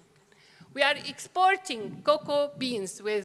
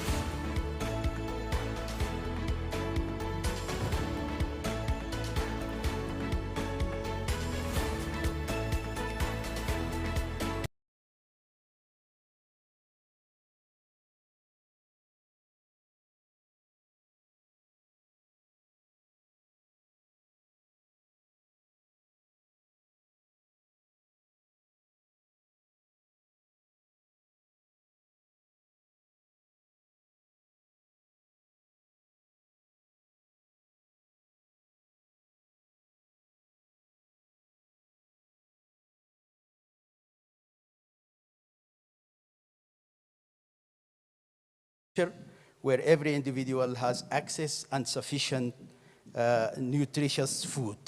The Arab Organization for Agricultural Development, AOAD, which I represent, stands firmly committed to this mission. As a sub-regional organization, our mandate is to drive sustainable food security and sustainable agricultural development. Our current strategy is centered around 5 pivotal objectives that form the foundation of our work, and they are centered around food system transformation, preservation of the natural resource base, enhancing trade and investment, and capacity building. These objectives are designed not only to reform agri-food systems, but also to place a particular focus on empowering smallholder farmers, the heart of agriculture and food security in our region. Smallholder farmers play a pivotal role in food production, and yet their potential is largely untapped because of structural rigidity that they face. Your Excellency, 20 seconds left. 2 important aspects that we need to deploy to the smallholder farmers: the value chain development and entrepreneurship support. We aim with that to transform smallholder farmers into agripreneurs, reinforcing their livelihood and their contribution to the food security.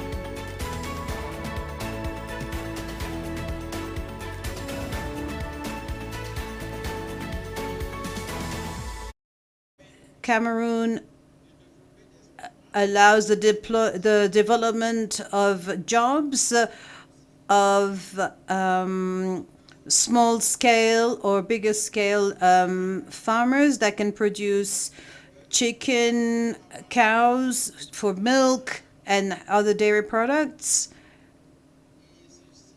And this can only happen with the development of infrastructures, because when you are in the forest, you need roads to transport your goods. You need stockpiled spaces for seeds, for soya beans, cotton beans, and palm seeds to make palm oil, because this is all contributing in the making of cattle feed. Excellencies, ministers, ladies and gentlemen, and ambassadors, we are thanking you for your attention. Thank you. Next, we'd like to welcome Mr. Gonta Bega, the Managing Director, Directorate for SDG Innovation and Economic Transformation, to come and deliver his remarks. We're delighted to have you today, sir. You're welcome. Let's give him a round of applause as he takes the stage.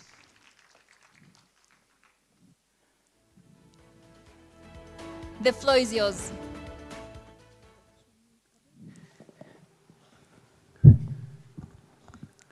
Excellencies, colleagues, ladies and gentlemen, as we're coming slowly to the end of this World Without Hunger conference here in Addis Ababa, from my side, I'm filled with a profound sense of accomplishment and optimism. Over the last 3 days, we have witnessed an extraordinary gathering of around 1,500 participants, and even now the room is more or less full. We had participants from almost 100 countries, including a lot of high-level dignitaries, representatives from the private sector and public sectors, and esteemed partners. This conference has been a testament of our collective commitment to eradicating hunger, supporting food systems transformation, and achieving global food security. The sessions over the past 3 days have been rich with dialogue, evidence, innovation, and that is very important, actionable outcomes. Three days ago, we started off with the presentation of the Unido FAO joint study on food security. The study highlights the critical need for income-generating approaches through value addition. This study teaches us that for lasting results, we need long-term investments. Mr. Gonta, we'd like to inform you have 20 seconds for your remarks. Yes, and for that, let me conclude. We have had a wonderful 3 days with a lot of results. Mr. Your Excellency. And as I learned, President is arriving. Thank you very much. Thank you so much, Mr. Gunta, for your remarks. Ladies and gentlemen, we're counting seconds to welcome the President of the Federal Democratic Republic of Ethiopia. Let's all rise from our seat. Let's all stand and welcome the President of the Federal Democratic Republic of Ethiopia, who now joins the third and final day of the World Without Hunger Conference to preside over the official closing ceremony. Welcome, Your Excellency. What an honor to have you with us this afternoon. Excellencies, ladies and gentlemen, announcing the arrival of His Excellency, the President of the Federal Democratic Republic of Ethiopia, for this much anticipated closing ceremony of World Without Hunger Conference. Thank you very much, Your Excellency, Mr. President.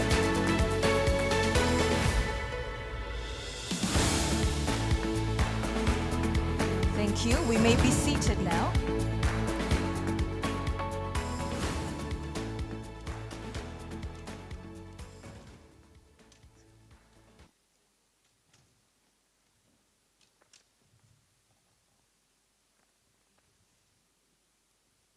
Thank you once again. Before we proceed to the closing remarks, please, ladies and gentlemen, welcome to the stage His Excellency Sheikh Ibrahim bin Khalifa Al Khalifa, Chairman Board of Trustees of the Accounting and Auditing Organization for Islamic Financial Institutions. Would you please give him a big round of applause in welcoming him to the stage to make remarks.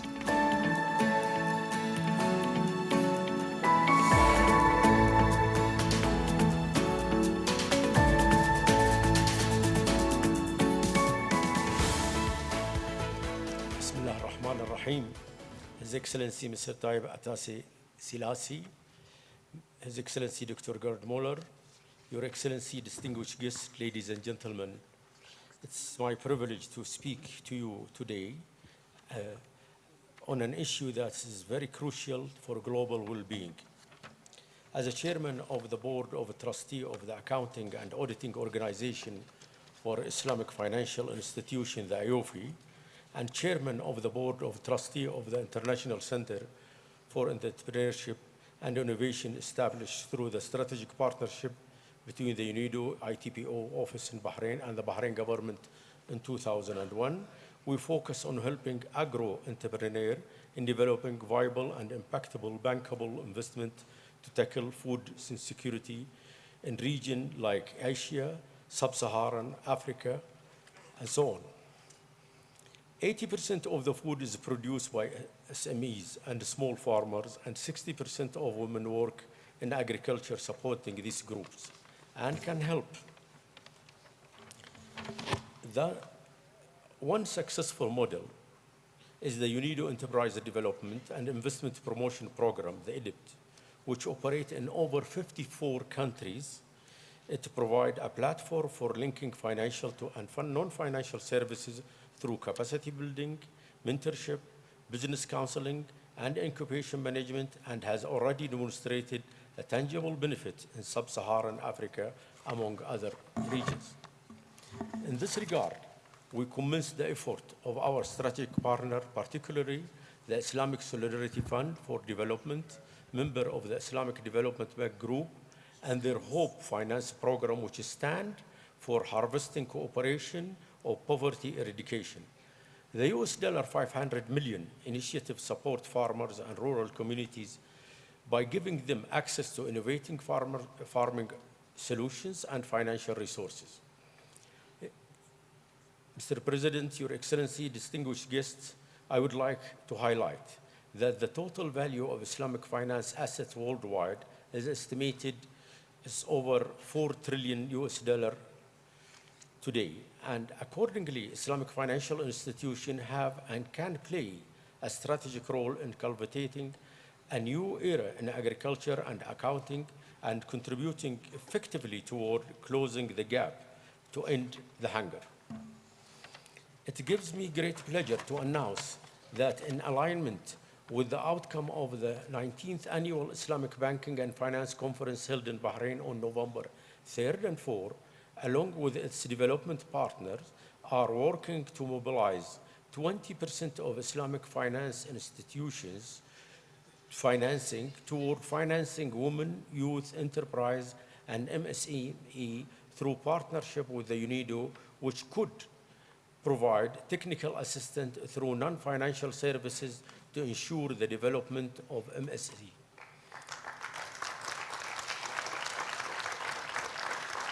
To build a world without hunger, we must adopt a multi-faceted approach. Agro-entrepreneurs are key driver to change through innovation, improved supply chain, waste reduction, and community empowerment. We can ensure further with no one goes to bed hungry. Let us harness our cultivated enterprise spirit and the power of Islamic finance to build a sustainable future for all. In closing, I would like to express my sincere gratitude to the Ethiopian government and to His Excellency the President for bringing us together here today, and for the African Union and the Unido for their relentless effort and dedication to the cause of food security. We, alongside our partner, the Arab Organization Agriculture Development, the Arab Bank for Economic Development in Africa, the Union of Arab Chambers, and the Union of Arab Bank reaffirm our commitment to achieving a world without hunger. Together, we can build a more resilient and equitable future, inshallah. Thank you for listening. We thank you very much, Your Royal Highness Sheikh Ibrahim bin Khalifa Al Khalifa, Chairman, Board of Trustees of the Accounting and Auditing Organization for Islamic Financial Institution. Ladies and gentlemen, another warm round of applause to His Royal Highness for addressing our gathering today.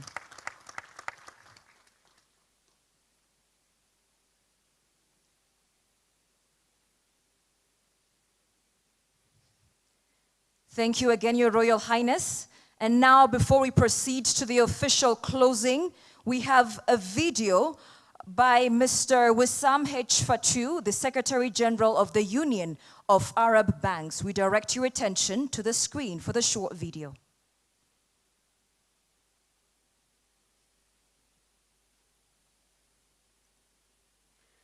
Excellencies, ladies and gentlemen, good morning. First, I would like to thank the organizers of this event for inviting the Union of Arab Banks to deliver a keynote speech. It is unfortunate that I'm unable to join you in person today. However, it's a great honor to be able to deliver this message at this crucial conference, World Without Hunger, hosted by Unido.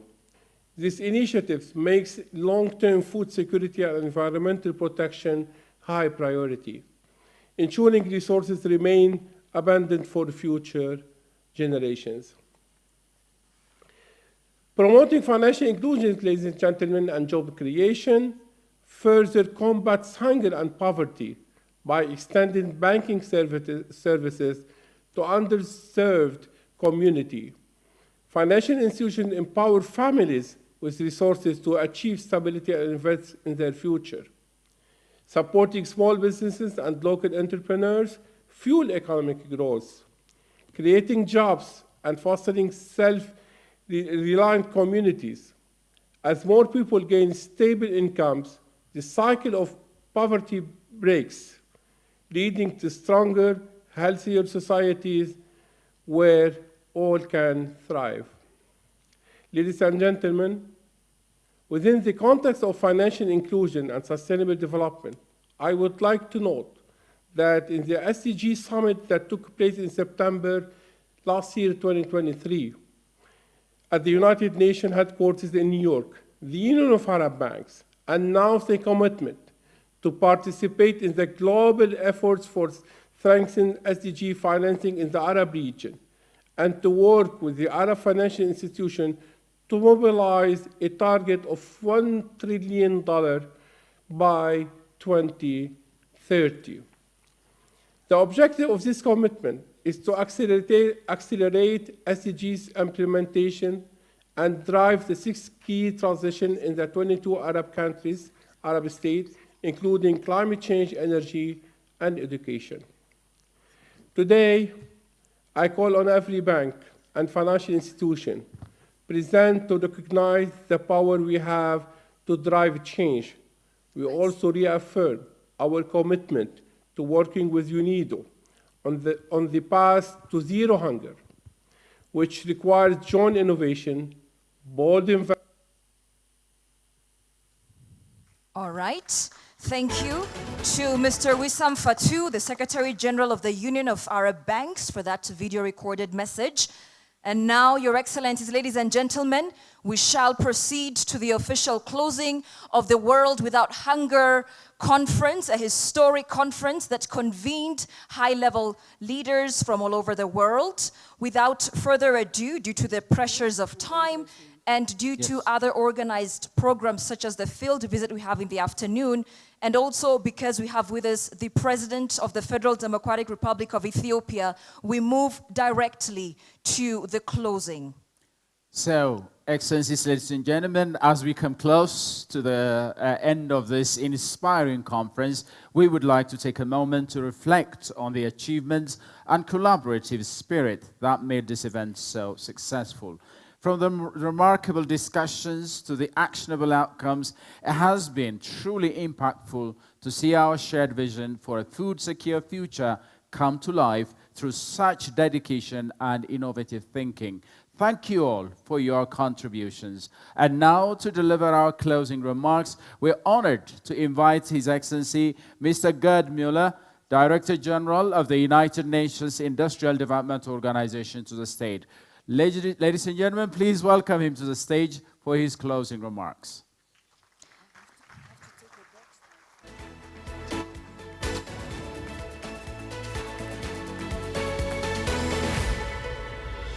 His Excellency Mr. Gerd Müller, the Director General of the United Nations Industrial Organization, Unido, co-organizer of this historic conference, we welcome you, sir, to make those last words for this conference.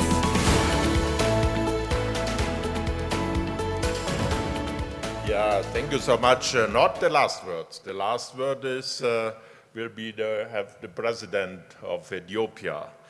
And first of all, dear guests, great to have you all here at the end of this 3 days conference. But first of all, I would like to thank our host, the government of Ethiopia, and it's a great honor to welcome the President of Ethiopia, Mr.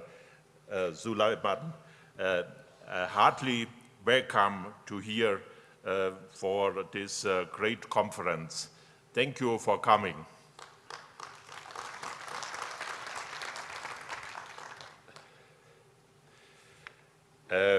I'm very grateful again, and I would like to thank at the end of this conference the organizers, and that is the Minister for Industry, Mr. Alabel, with his team, and my General Director, Gunther Beger, with his team.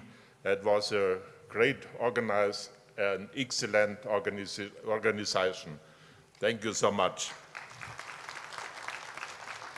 You see, I lost my power even after 3 days a little bit, and I'm very grateful for the support of FAO, AU, many African countries, our sponsors, to all distinguished guests, speakers, and all of you. Thank you so much for making this conference such a great success.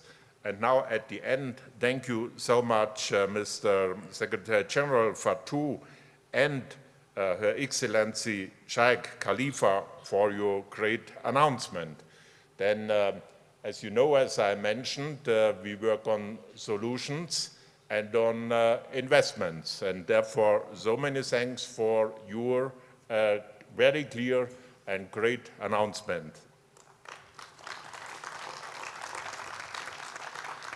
As we come to the close of this conference, I have the sense of both urgency and optimism.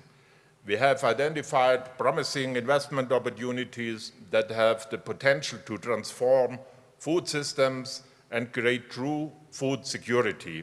We have demonstrated real scalable solutions for climate-resilient agriculture, agri-tech, and food value chains.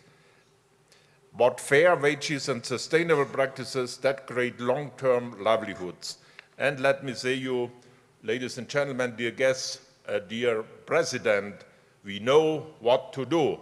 We know what to do. We do have the technologies, and we do have the solutions and the knowledge.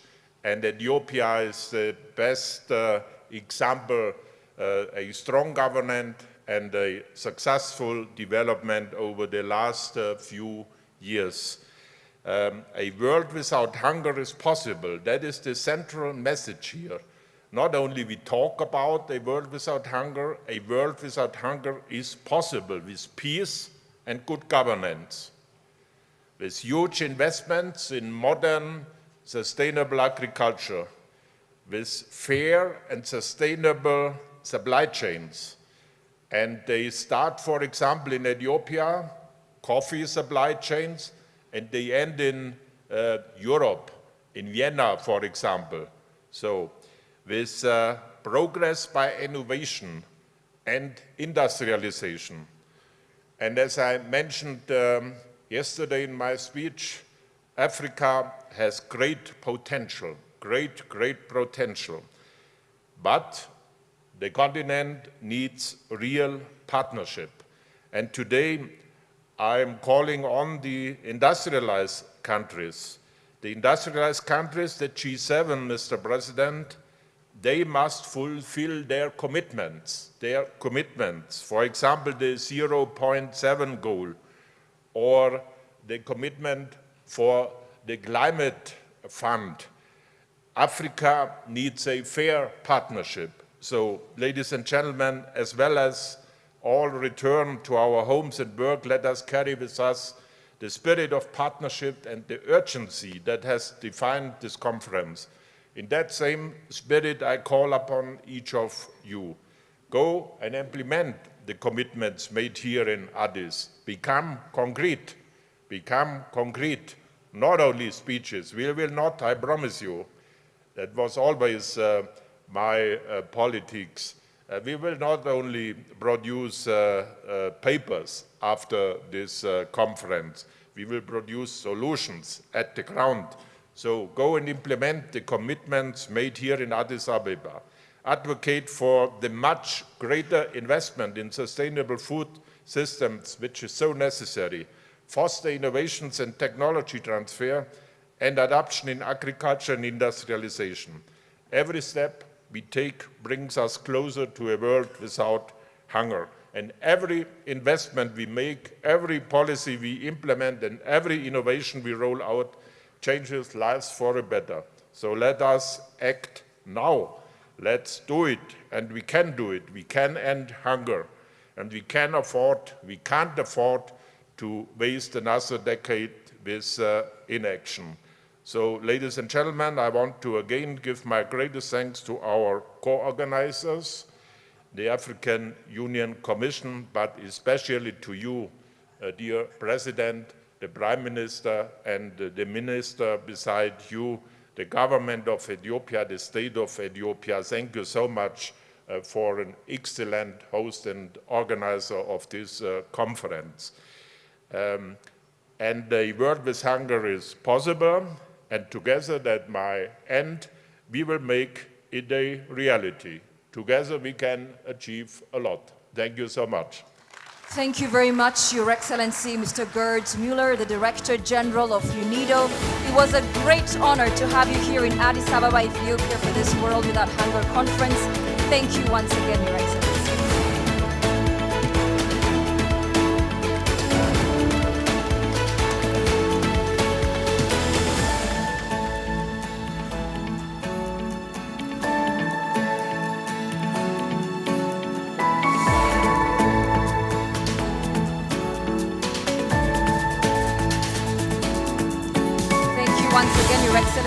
Outstanding commitment.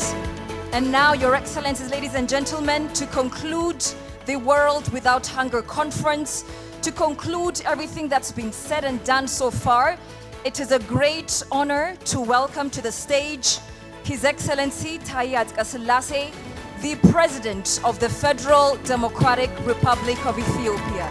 Let us all rise and welcome His Excellency, Mr. President.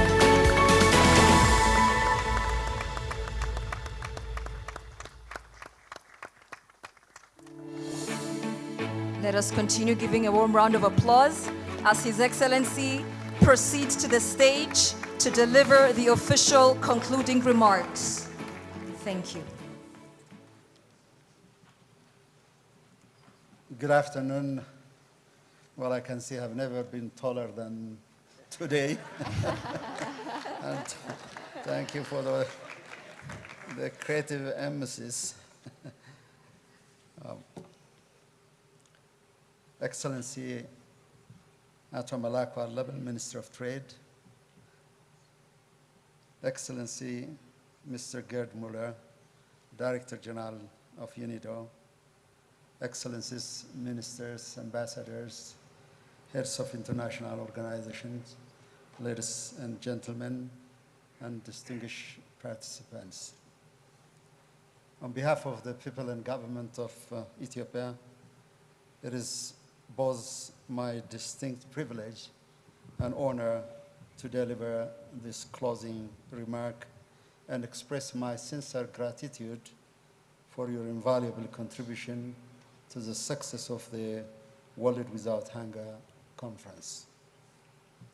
The efforts we have made together to identify the possible and the problems in our food system and chart out a pathway. When I recounted our lived experience of hunger in Ethiopia.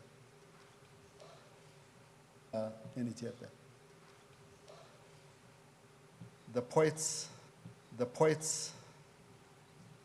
who indeed helplessly uttered in that particular and peculiar moment to express heavily in increasing crop yielding, especially in drought-resistant wheat and sorghum, to best address food security issues.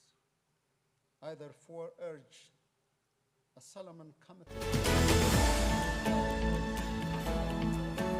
within our respective countries' development agendas as stipulated in the Sustainable Development Goals. To achieve this, we must leverage three critical elements which fall in line with what the previous speakers and particularly what our Director General expressed at some length during his first day of deliberation and as well as earlier in his, I would say, closing remarks. First, strong political will that garners a whole of society mobilization and engagement. And the second critical element, I presume, is adequate financial and technological resources. Third, and most importantly, the narrative of visionary leadership is critical to translate all this into tangible actions and outcomes. Only then we can render the outcomes of this 3 days conference, mobilize partnership, showcased best practice, and identified investment needs into a concrete action in order to eradicate hunger. Before I conclude, it would be appropriate to recognize what Unido has done since our Director General, Mr. Gert, elected and assumed the position of the Unido, that one of the most important things is that you put trust on us. You put confidence on us. There's something very rare, I would say, in the multilateral setting. So thank you for that, and we sincerely appreciate that. And also, I would like to acknowledge the previous speakers, His Excellency Sheikh Ibrahim bin Khalifa, the Islamic Financial Institution Chairman of the Board of Trustees, and also the Union of Arab Banks for your substantial pledge. Indeed, your commitment, and indeed a tangible commitment, helps in breaking the cycle of hunger in many developing countries. Therefore, let us join hands to address these challenges and harness the immense potential of our continent and our world with urgency, boldness, and unity to ensure that no one is left behind. Conclusion, allow me to extend my heartfelt thanks to all who have contributed to the success of this conference, particularly our co-hostess, Unido, and the African Union Commission, and of course, our national focal point, the Ministry of Industry. Hope that you had an enjoyable stay in Addis. The city has completely transformed beyond our belief. We didn't know that we are capable of doing that, and we are quite pleasantly surprised when we see, new streets and lights. And I hope that you had a chance to visit the incredible urban transformation the city is undergoing. I wish you all safe journey back home, and I thank you very much. Thank you. Thank you very much, Your Excellency Taye Asqaselase, President of the Federal Democratic Republic of Ethiopia, and guest of honor. Would you please, ladies and gentlemen, rise in thanking His Excellency the President, guest of honor, of this closing ceremony of the World Without Hunger Conference, dubbed A World Without Hunger is Possible. Thank you, Mr. President, for gracing this closing ceremony with your presence and for sending those inspiring and encouraging messages as we commit ourselves to going into action. Thank you so very much, Excellencies, ladies and gentlemen. We're now saying or bidding farewell to His Excellency the President, who cordially closed this World Without Hunger Conference, officially closed in Addis Ababa. The conference has been happening for the last 3 days with important deliberations. As His Excellency the President alluded to, the city has gone tremendous transformation. So you're all cordially to go on a city tour and a field visit after lunch at 2:30 local time. The buses will be lining up for you, and as soon as you finish lunch, you're all invited to hop on the buses and join the city tour and excursion. Thank you so very much for having been with us. It's been a great pleasure hosting this international conference as we forge a world without hunger is possible. Thank you so very much, ladies and gentlemen. We now adjourn for lunch. After lunch, we have organized different cultural visits around the city Addis Ababa. So make sure to hop on the buses after lunch and make a field visit to the industrial and cultural sites in and around Addis Ababa. We hope you had an amazing stay. Have a pleasant remainder of your day. Have a good time in Addis Ababa until you go back home to where you're from. Thank you. And we say congratulations to the co-organizers, the Unido, the African Union Commission, and the Federal Democratic Republic of Ethiopia, and all management and staff of the co-organizers. Congratulations. Very well done. Thank you. Congratulations to all of us for a job well done. Have a pleasant remainder of your day. Have a good time.